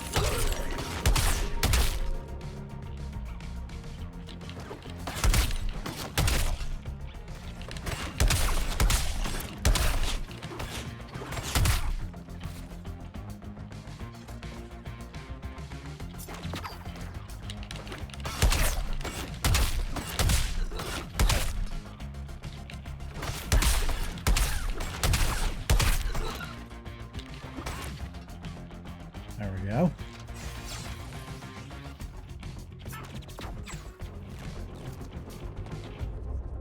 Quick work for the captain. Oh, yeah. Yeah. Reckon I can make that. Just gotta put one speed force in okay. front of the other.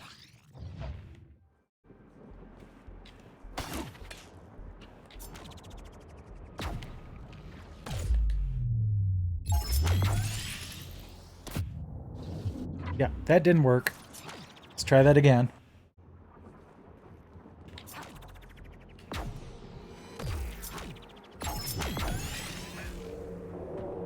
There we go. That's a big un. But if Deadshot and Shark can make it, I sure as hell can. Gonna need every drop of Okay. speed force I've got.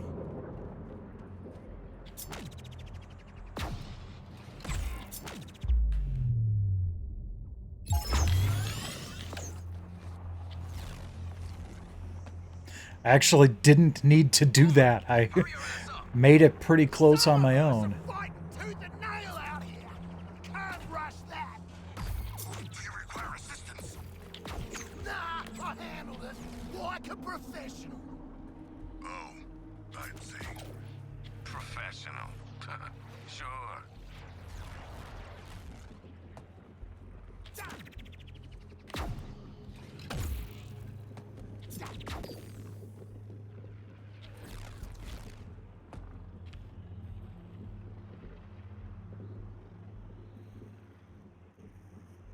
Ah, Boomerang. You seem uninjured despite your supposedly harrowing battles. Did you not see Harley? No, I didn't see her through all the, bodies. Hey, House, where'd you disappear to? Ain't got yourself beat up, have ya?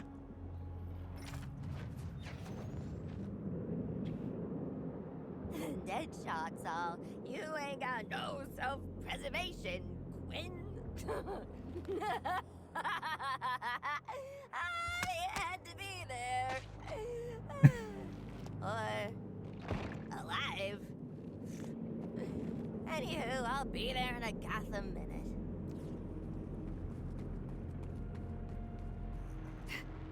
Are you puppeting the dead goons again? That shit is creepy. Yeah, a little bit. But it's a balm on my soul in these trying times. Could be worse. I could be like Boomer. Oi! What's that supposed to mean? There is speculation that you may not Mate, where my boomerangs go, I go. Including the showers, the dunny, everything. Yeah, you're really not helping your case here. This is hell. I've died, and this is what my hell looks like.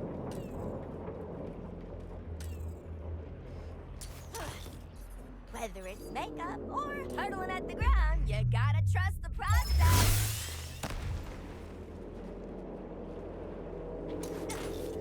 Ooh, is this a surprise party? Is that why you're hiding? Well, I got some surprises of my own.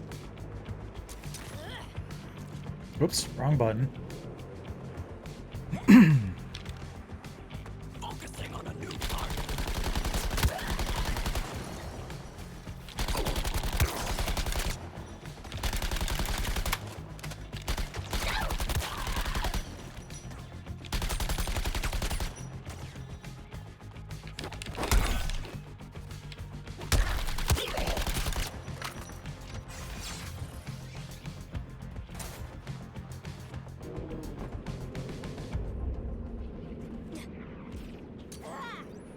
Conservation of momentum, honey.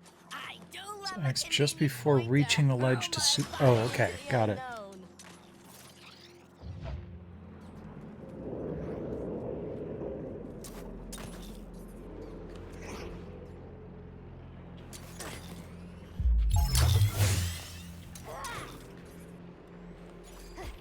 Some interesting traversal mechanics. Crimes a wasting.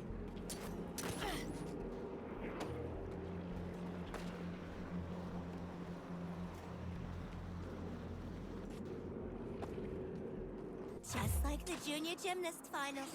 Swing, release, wait for back thrown, swing again, stick the landing.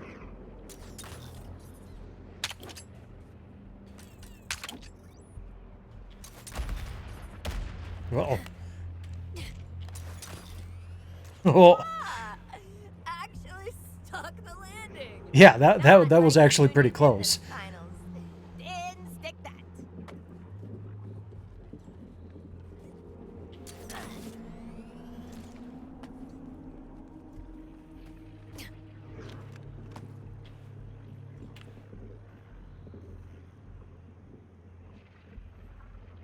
Hello, boys. How's your apocalypse been going? Now that we're finally all here, we can get down to... Almost forgot. There's a big honking group of baddies ready to descend on us like fresh meat at the buffet line. So, who's staying to play hero?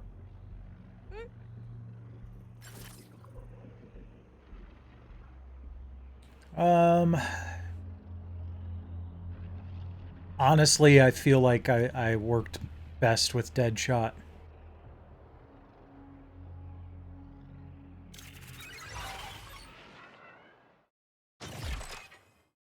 Taking the perfect shots? Simple for me. Good thing I stayed behind. It's all about timing. Sweet.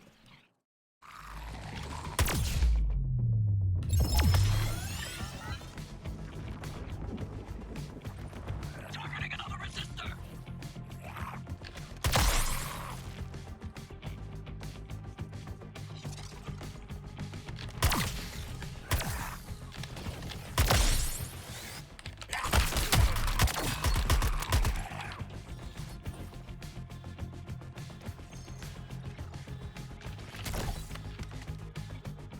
Explosive release!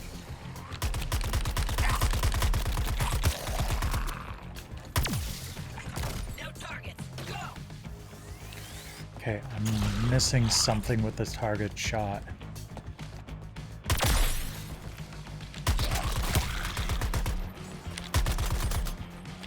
Explosive out!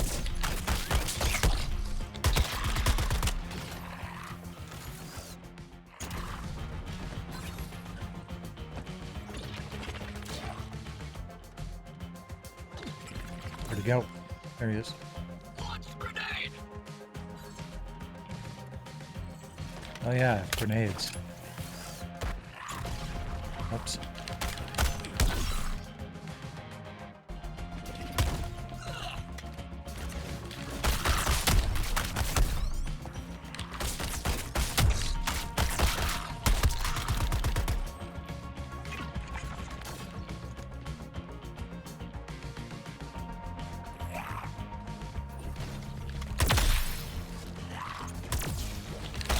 I've been firing counter shots. Take the indicator off the screen. Thank you.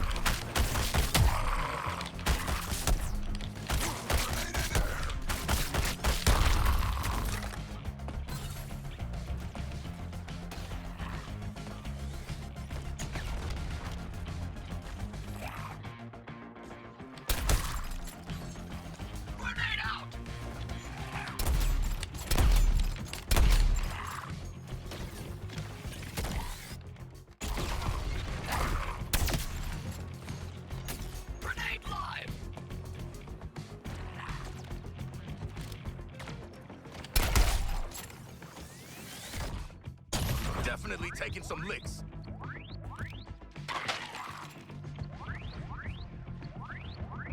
Identified a new target.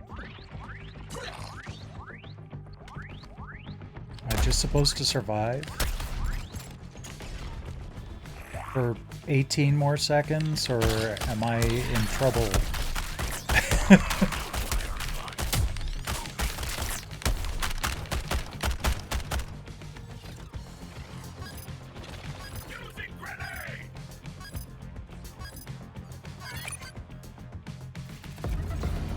Okay. I was supposed to do...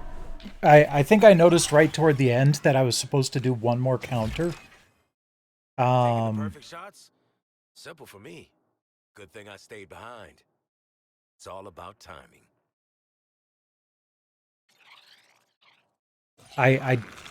Okay. There we go. Oh, now I have to do it 5 times.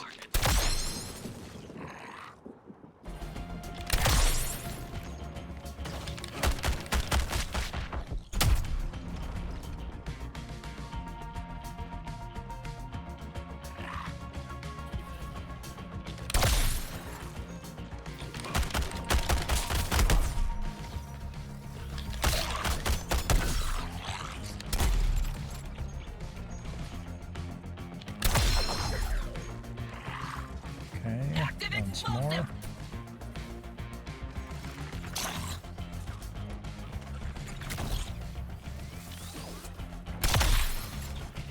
There we go. Creeps countered.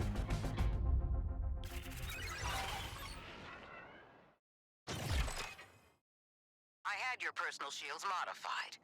No automatic recharge.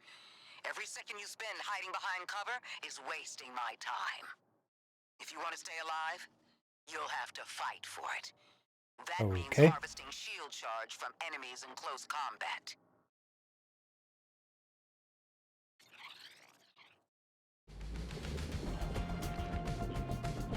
Shorted them out. Moving into melee.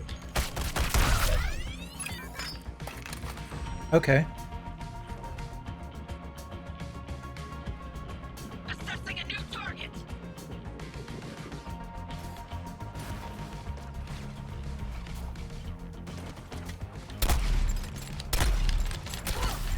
Enemies pressed. Going in for some charge. Oops.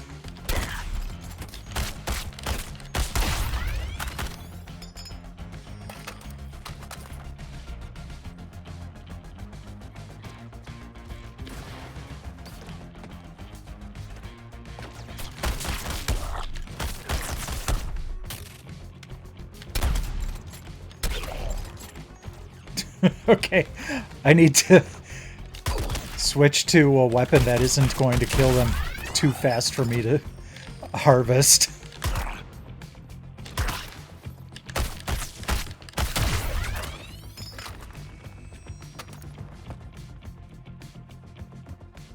New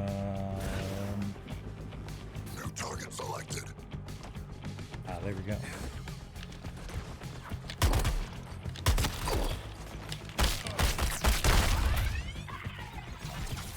There we go.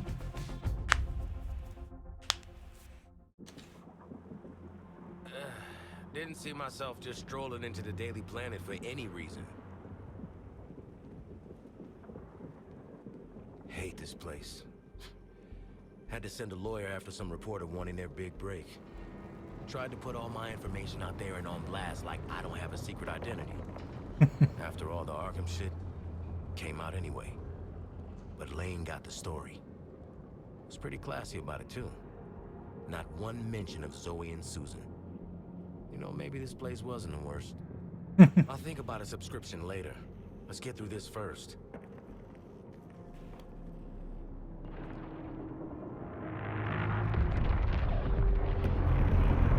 Hey, Waller. Skull ship's honked off at us. Over. All of you, move to the objective. The Prometheum shield is up, but it won't last forever. Reminds me of a Sunday morning back home. Yes, the nostalgia of an active war zone. During the I gotta say the no, focus people. view distance Cool though, big man. and like scale of the playable areas are pretty impressive on this game. I remember that was one of the things that the developers were actually pretty proud of. Was, you know, being able to do all of this in a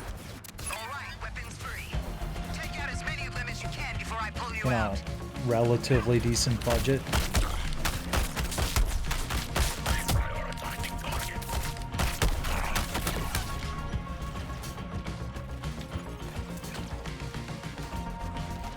No viable targets here. Let's relocate. Alright. You guys get their attention. I'm here to snipe. It's always showtime.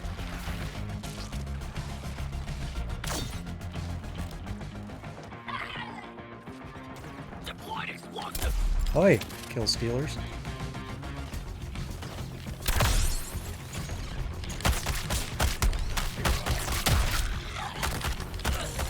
No target in sight.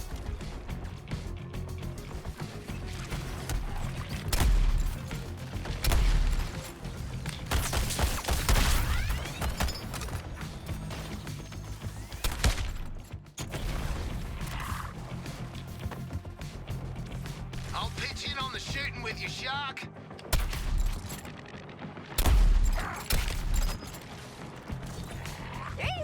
No filter.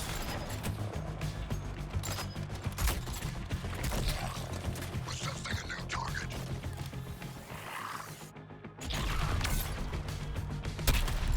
This is kind of my deal.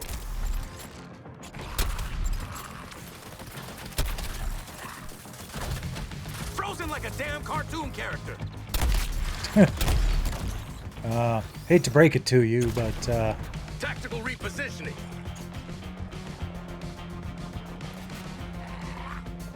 Focusing on a new target. 1 minute until evac. Keep fighting.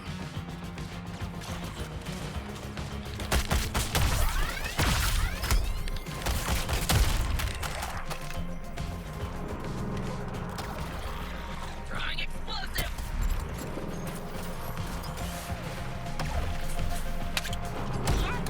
I'm a role model to dangerous youth.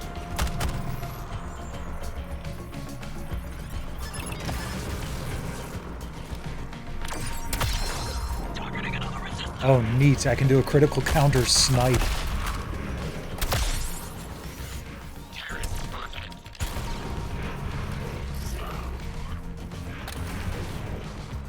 I'm in the air.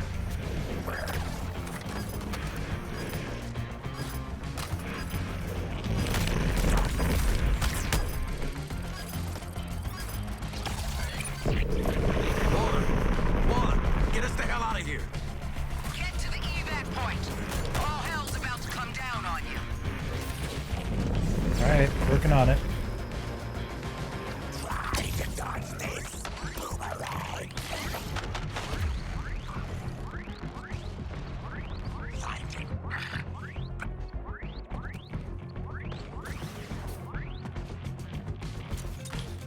Oh, that ain't good at all. Yeah, probably not.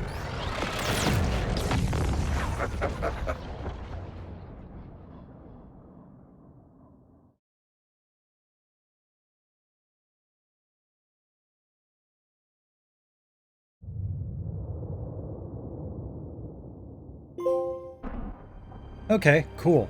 Got a trophy. After this cutscene, we'll switch to the last game of the night. Which I had to think about. Because I know which game I'm going to feature on the YouTube short. And it's got to be Sonic Frontiers. Because I just loved that game. But I've played the hell out of Sonic Frontiers on stream already. So I decided that I'm going to play a different game. It's not going to be the one that, you know, shows up on Thursday's video. But, you know, my name is still Amanda fun. Waller. I am the director of Argus, a division of Homeland Security you've never even heard of. But we've heard of you. And I'm here to make you an offer. You're tenacious as junkyard dogs. Desperate. Hungry. You know how. What is with him and peeing on things? Now that might make you the kings and queens of Arkham. But outside these walls, the world's forgotten about you. And you're going to spend the rest of your lives picking maggots out of prison meatloaf. I could change that. I could be your way out. A chance to do some good. And if... Hey, Harley Quinn, Arkham Gazette. Just a quick question. What's with the frickin' shark? I would be happy to introduce myself. That won't be necessary, King Shark. This is a microbomb injector from our friends at LexCorp. Stick it in your target's neck, and it's good night. You want this to be where you take your last breath? No?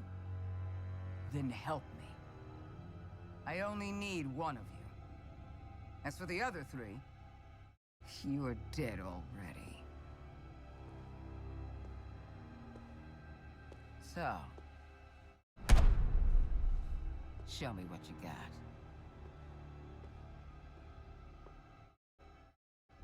Oh, hey, they've got Legos on the ground. Like, the floor is made out of Legos. This place is made for torture. Alright, sorry. So, makes sense Waller would want the world's deadliest assassin in her pocket. I don't know what she wants the rest of you for. Knowing Amanda Waller, it is nothing good. In my experience. What the heck is your experience? And what's a fish doing in Arkham? You got mental health issues, Shark? Generalized anxiety. I was brought here from my home. The ocean? Bell Rev Can Penitentiary. you all focus for one damn minute? It's clearly a trap. Any of us touch that thing, none of us is getting out of here. Ah, the prisoner's dilemma. What's the bloody dilemma? This prisoner wants out. Come on, Captain. You just got here. I've been inside 5 frickin' years. Feels like I've been stuck in this conversation for 5 years. Can we please... Oh, so sorry, Deadshot. Are we interrupting your being strapped to a gurney? Isn't Deadshot supposed to be white? Aren't you supposed to be shutting your damn mouth? Because you are Australian. Okay, so are we gonna do the murder each other thing or what? Because I'll be straight with you. I'd kill anyone to get out of here. I'd kill you. I'd kill myself. Nobody's killing anybody. If no one goes for the bomb, Waller comes back in here, sees she's not dealing with 4 screw-up psychos. We all get out. So then we do nothing. Excellent. I have grown quite skilled at... Enjoy your nothing, idiots. Maybe you should have spent less time in brain class and more time learning how to pick locks. Because it looks like Captain Boomerang...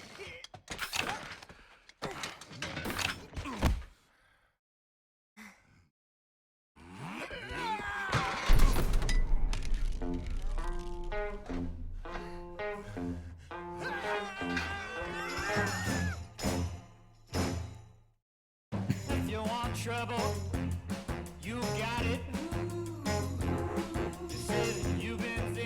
Okay, I kind of like this intro sequence.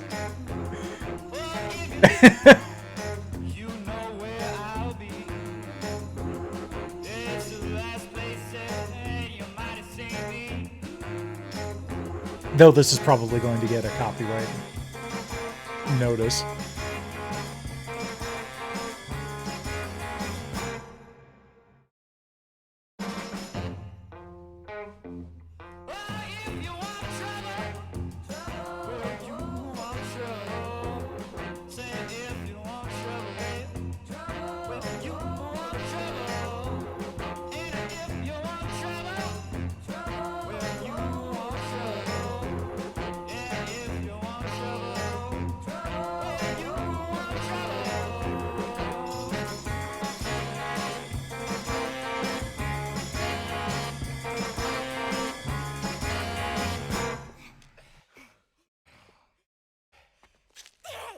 Welcome back. Who wins?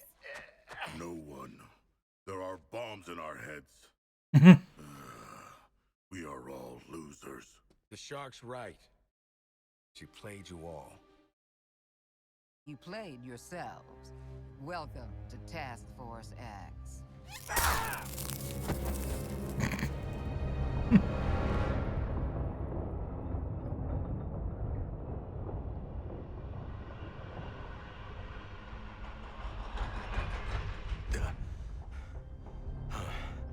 Tight spaces. Breathe. Okay. Need a plan to deal with these crazy sons of... You're already awake, aren't you? Actually, I'm the son of a god. It's a shame to suffer mortals and their buffoonery. You and me both. Wasn't planning on picking up a bunch of liabilities in Arkham. Oh, there's something in my ear. Did one of you bastards inject something in my ear? In-ear CIC comms. Bet we can hear your bullshit wherever we go now. You guys are making a girl miss solitary. Still, sure is nice to be out of Arkham. Thanks, douchebags. Well, we could have. Thanks, douchebags. Like normal people. No! Everyone's a backstabber. It was a test. A mind game.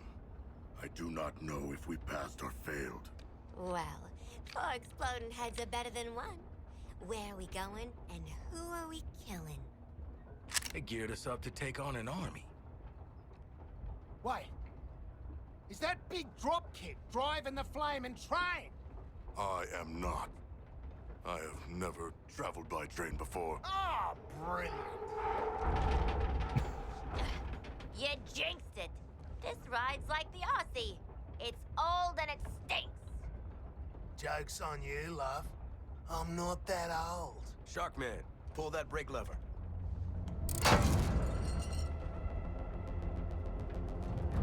Guys, I know working together would be a train wreck, and you do not disappoint.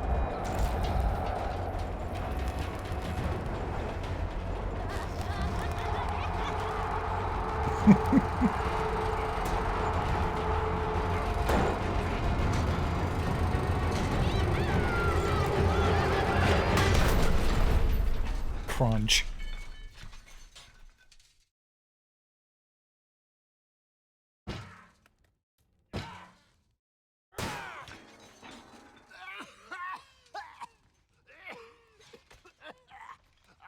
Stupid asshole train! Stupid brain bombs! Stupid deal!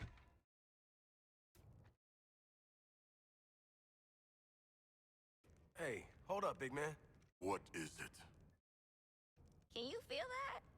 Feel what? Is this a trick?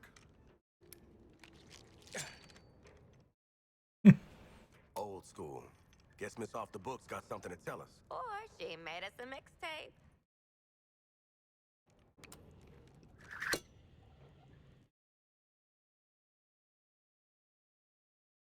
Congratulations, Task Force X.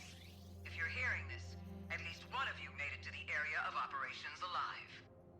No thanks to the shark. Silence, Australian. Comms don't function that deep underground, so this tape will have to suffice. Here are your objectives. charge in your equipment. Use all of them to detonate the old station schedule wall. Go through. Get to the roof of the building you find. Establish comms with me. Way to micromanage, lady. Task Force X. These are your orders. Ignore them, split up, or piss me off in any way, and I pull the trigger on the microbombs you so helpfully implanted in one another's skulls. If you survive, we'll speak again. Waller out. All right. That took a little bit longer than I expected. Not bad. I'm not really captivated enough to go back to it, but it wasn't the train wreck that people were making it out to be. It's probably just one of those games that doesn't progress very gracefully.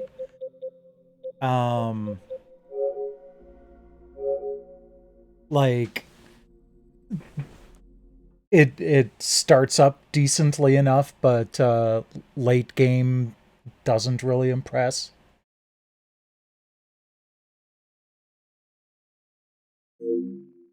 So yeah, this is one of the games that was made available last month.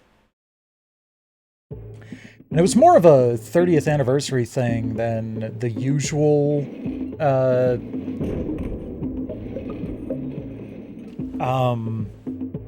add-ons to Extra and Premium.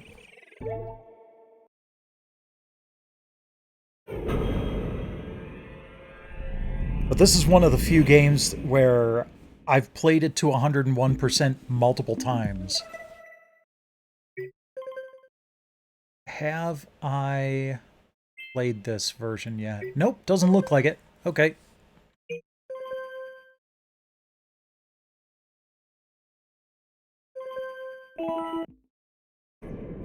I have spent my life searching for the answers that my father and my father's fathers failed to find.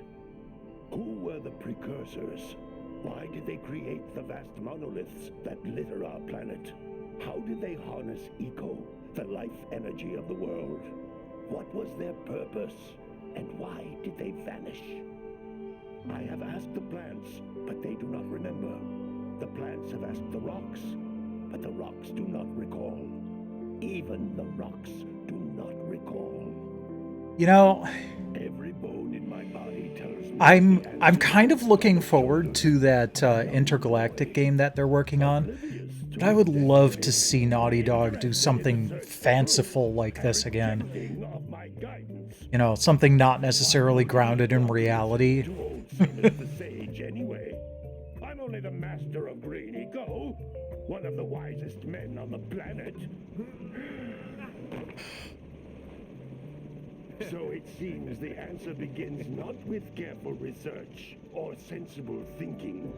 Nay, as with many of fate's mysteries, it begins with but a small act of disobedience. Hey! Jack, old green stuff told us not to come here.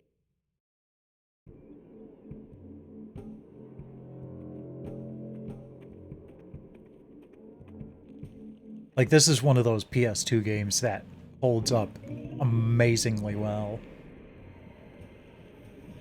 Even in the non, you know, because this is kind of a remastered-ish version. Even the non-remaster version, if you just play it using a PS2 or PS3, still looks fantastic. We will attack it in due time.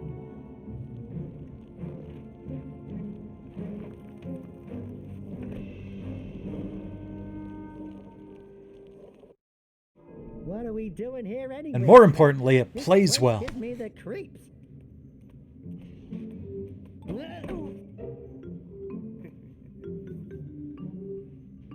Huh? Oh, stupid precursor junk. Eek! What is that dark ooze? It sure don't look friendly. The sage yaps on about the precursors that built this place all the time.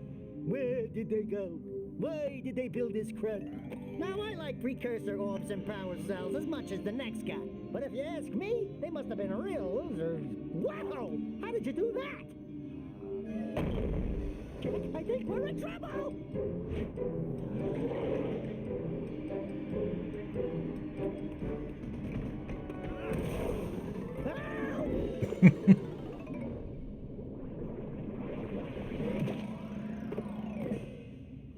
Man, that stung!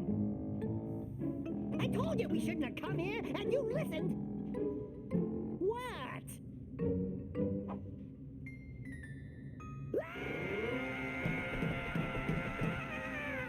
Okay. I've seen a couple, but not for much lower than like 45 or 50 bucks.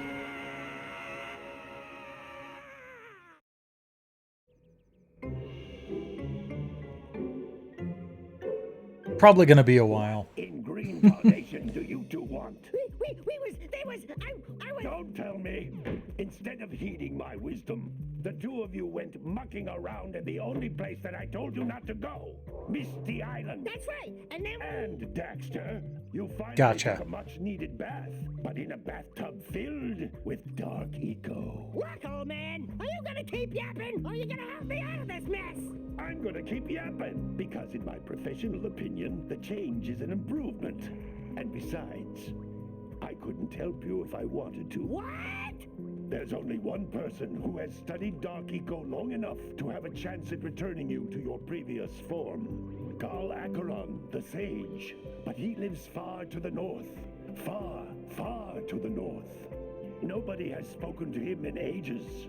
I would teleport you there. You know, I was looking through options for like sets of the Star Trek series that have finished, and Lower Decks actually has a steelbook option. Is hot enough to melt precursor metal. You can't just walk through it. But you could fly over it if you had a zoomer equipped with a heat shield. I just happen to be working on such a thing at this very moment. All I would need is 20 power cells to give it enough energy to withstand the canyon's heat. Isn't that right, Daddy? Yes, Kira, that might work. But where are Daddy? boy? So that man has fucked? Get 20 power cells. From the villagers. Most of them have a power cell Or is two she stashed away adopted? somewhere. And even if they aren't willing to just give them away, greasing their palms with a few precursor orbs should do the trick. And I bet there are even more of them out in the wilds just waiting for some brave adventurer to find. Well, we've got the brave adventurer at least. Brave adventurer? You two couldn't find your way out of the village without training. Before you do anything else, you better go through the warp gate and get some practice on Geyser Rock.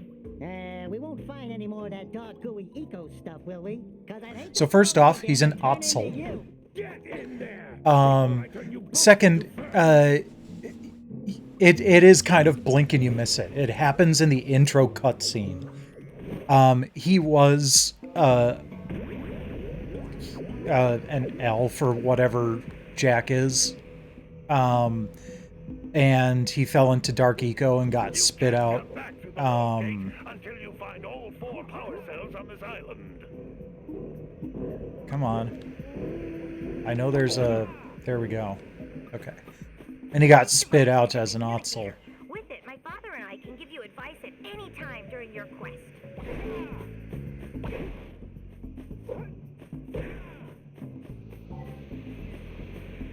Okay. Can I... Game options...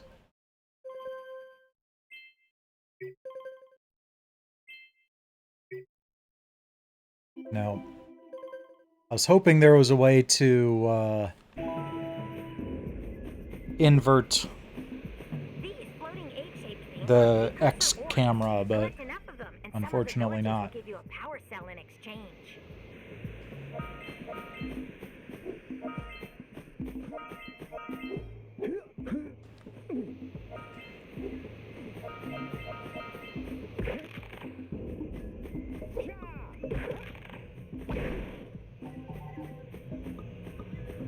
This is a power cell, the most important precursor artifact you can find.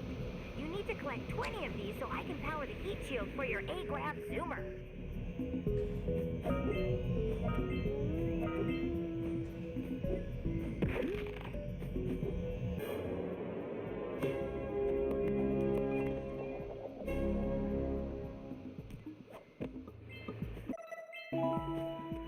I don't know what I just missed there, but oh well. Oh.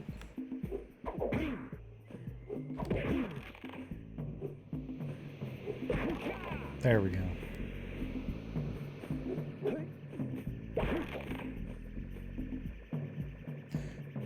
I mean, that's kind of your initial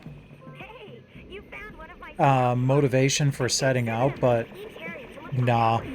After a while, it's like a bigger thing pops up and they're like, I'll just deal.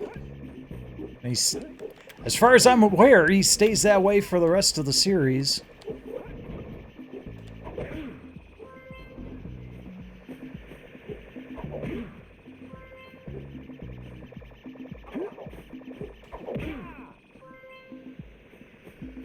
There's one more. There we go.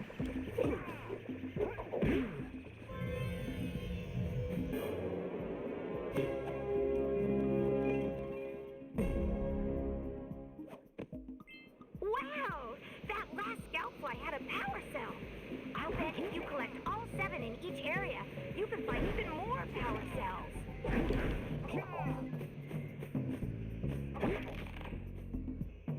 That's Blue Eco, which contains the energy of motion.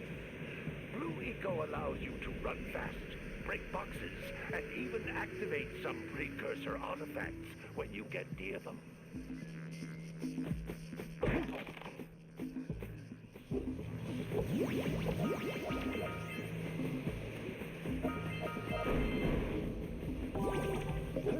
Notice how each Blue Eco cluster you pick up increases the time you can use its power.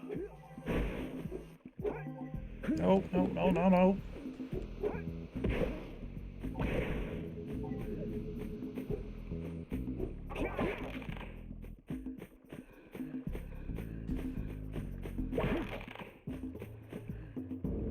This is a precursor door.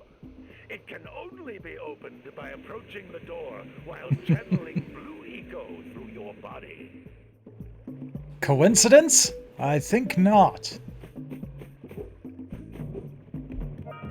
And the music isn't that far off from Crash at times. Letting you use it for the maximum time.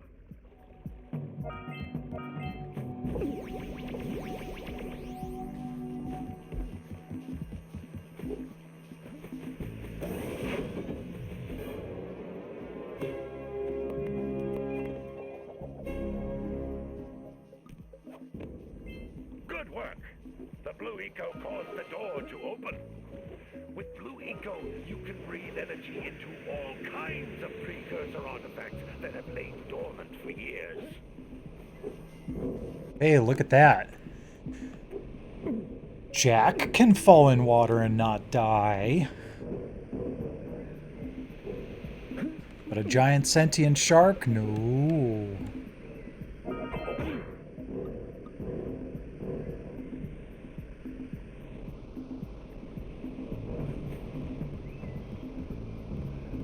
Those little green balls of energy on the ground are a type of eco. Pick up 50 small green ecos or one big green one to increase your health.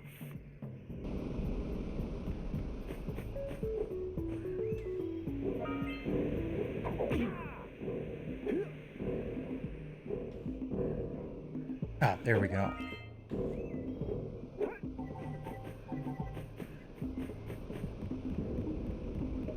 You can jump once, then jump again in the air to reach even higher ledges.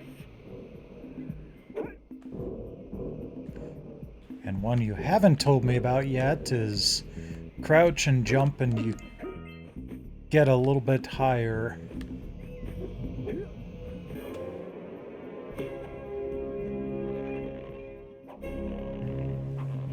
Fair enough, yeah.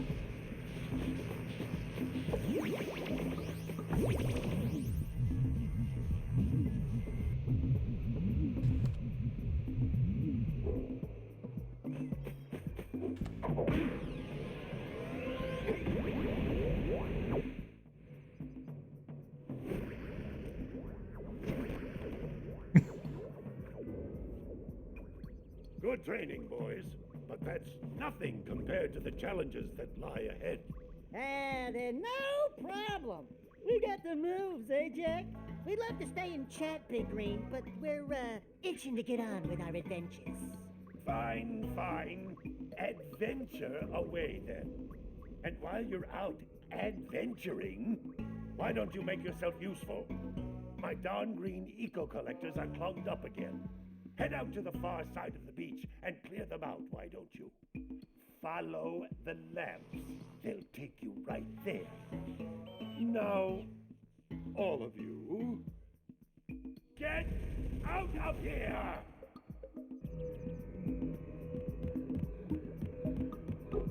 Working on it. Oh, I can't get out through there. The hell?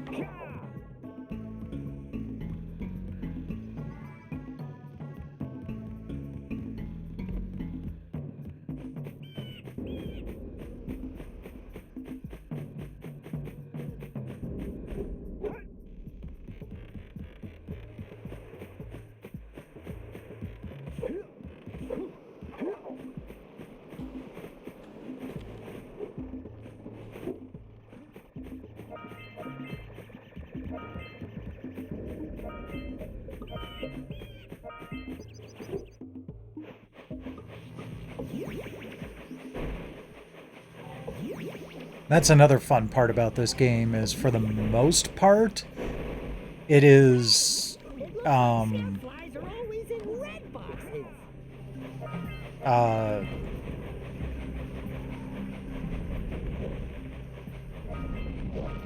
open world.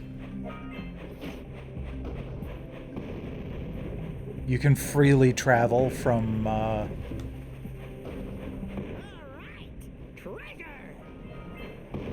area to area just without having to warp.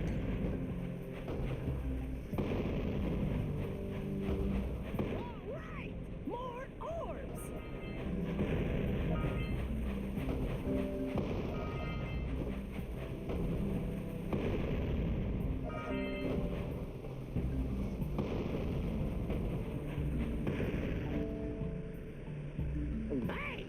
That pelican just snagged a power cell! Let's go kick some big bird butt!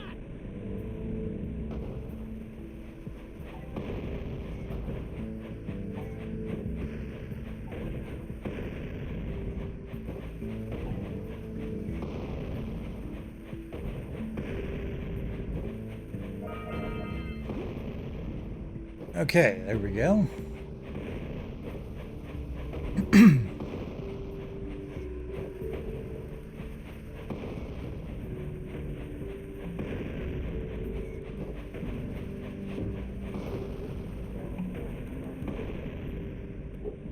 Oops. I was right behind you, Jack! Really? I was.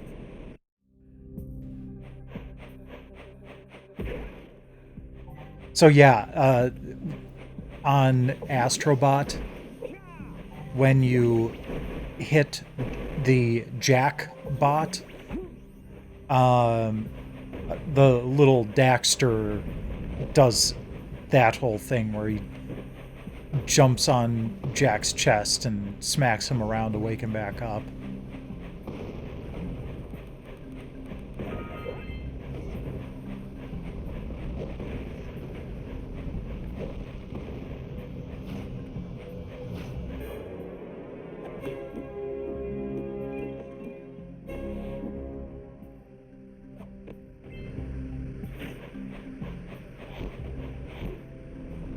That was an easy one.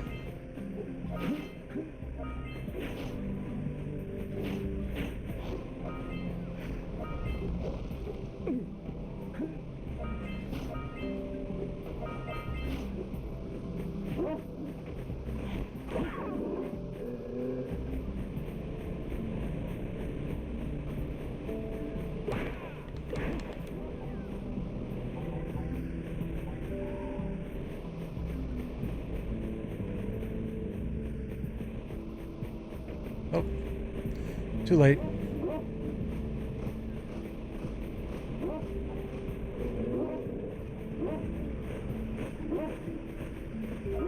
We trade for a power cell.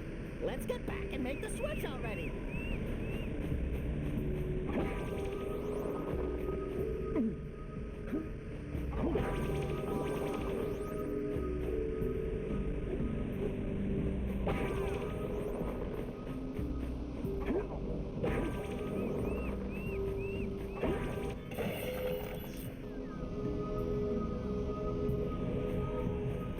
There we go.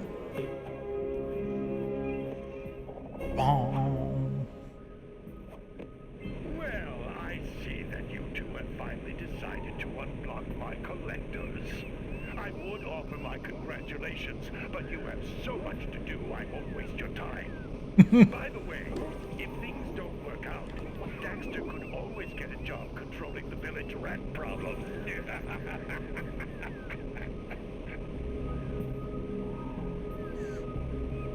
Okay, I think that's good enough taste for now. We'll go ahead and check in on Armengard and then wrap up for the night.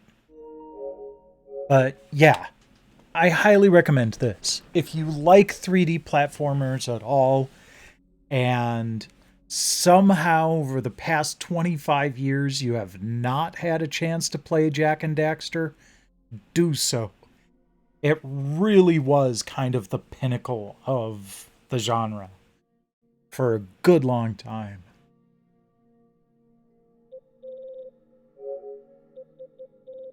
And the only reason I don't necessarily consider it the pinnacle of the genre now is because better games have come out since. You know, New Super Lucky's Tale, Astrobot, you know, quite a few.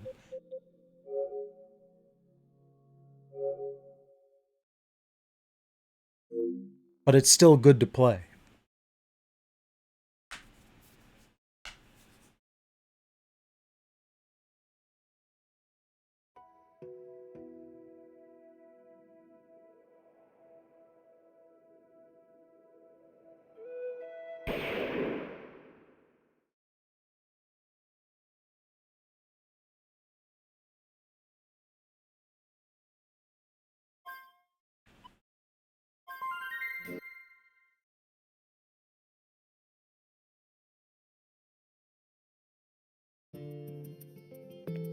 Alright, what do we got? Today is January 7th, the day of multigrain bread. On this day, we eat bread made from 7 mixed grains for our health. But I've heard that some people lose their teeth by biting hard bread. There's also a tale about someone who ate so much he turned into a giant robot. Such stories scare me, but I think they're just lies told by grown-ups, trying to hog all the delicious bread for themselves. Delicious bread. I wonder who's telling the truth. That's one of our longer ones.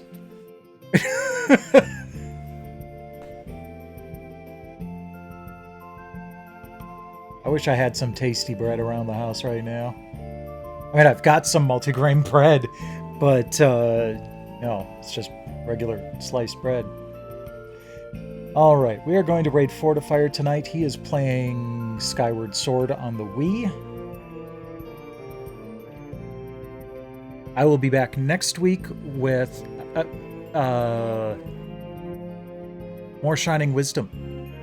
And looking forward to that. I was kind of enjoying that so far.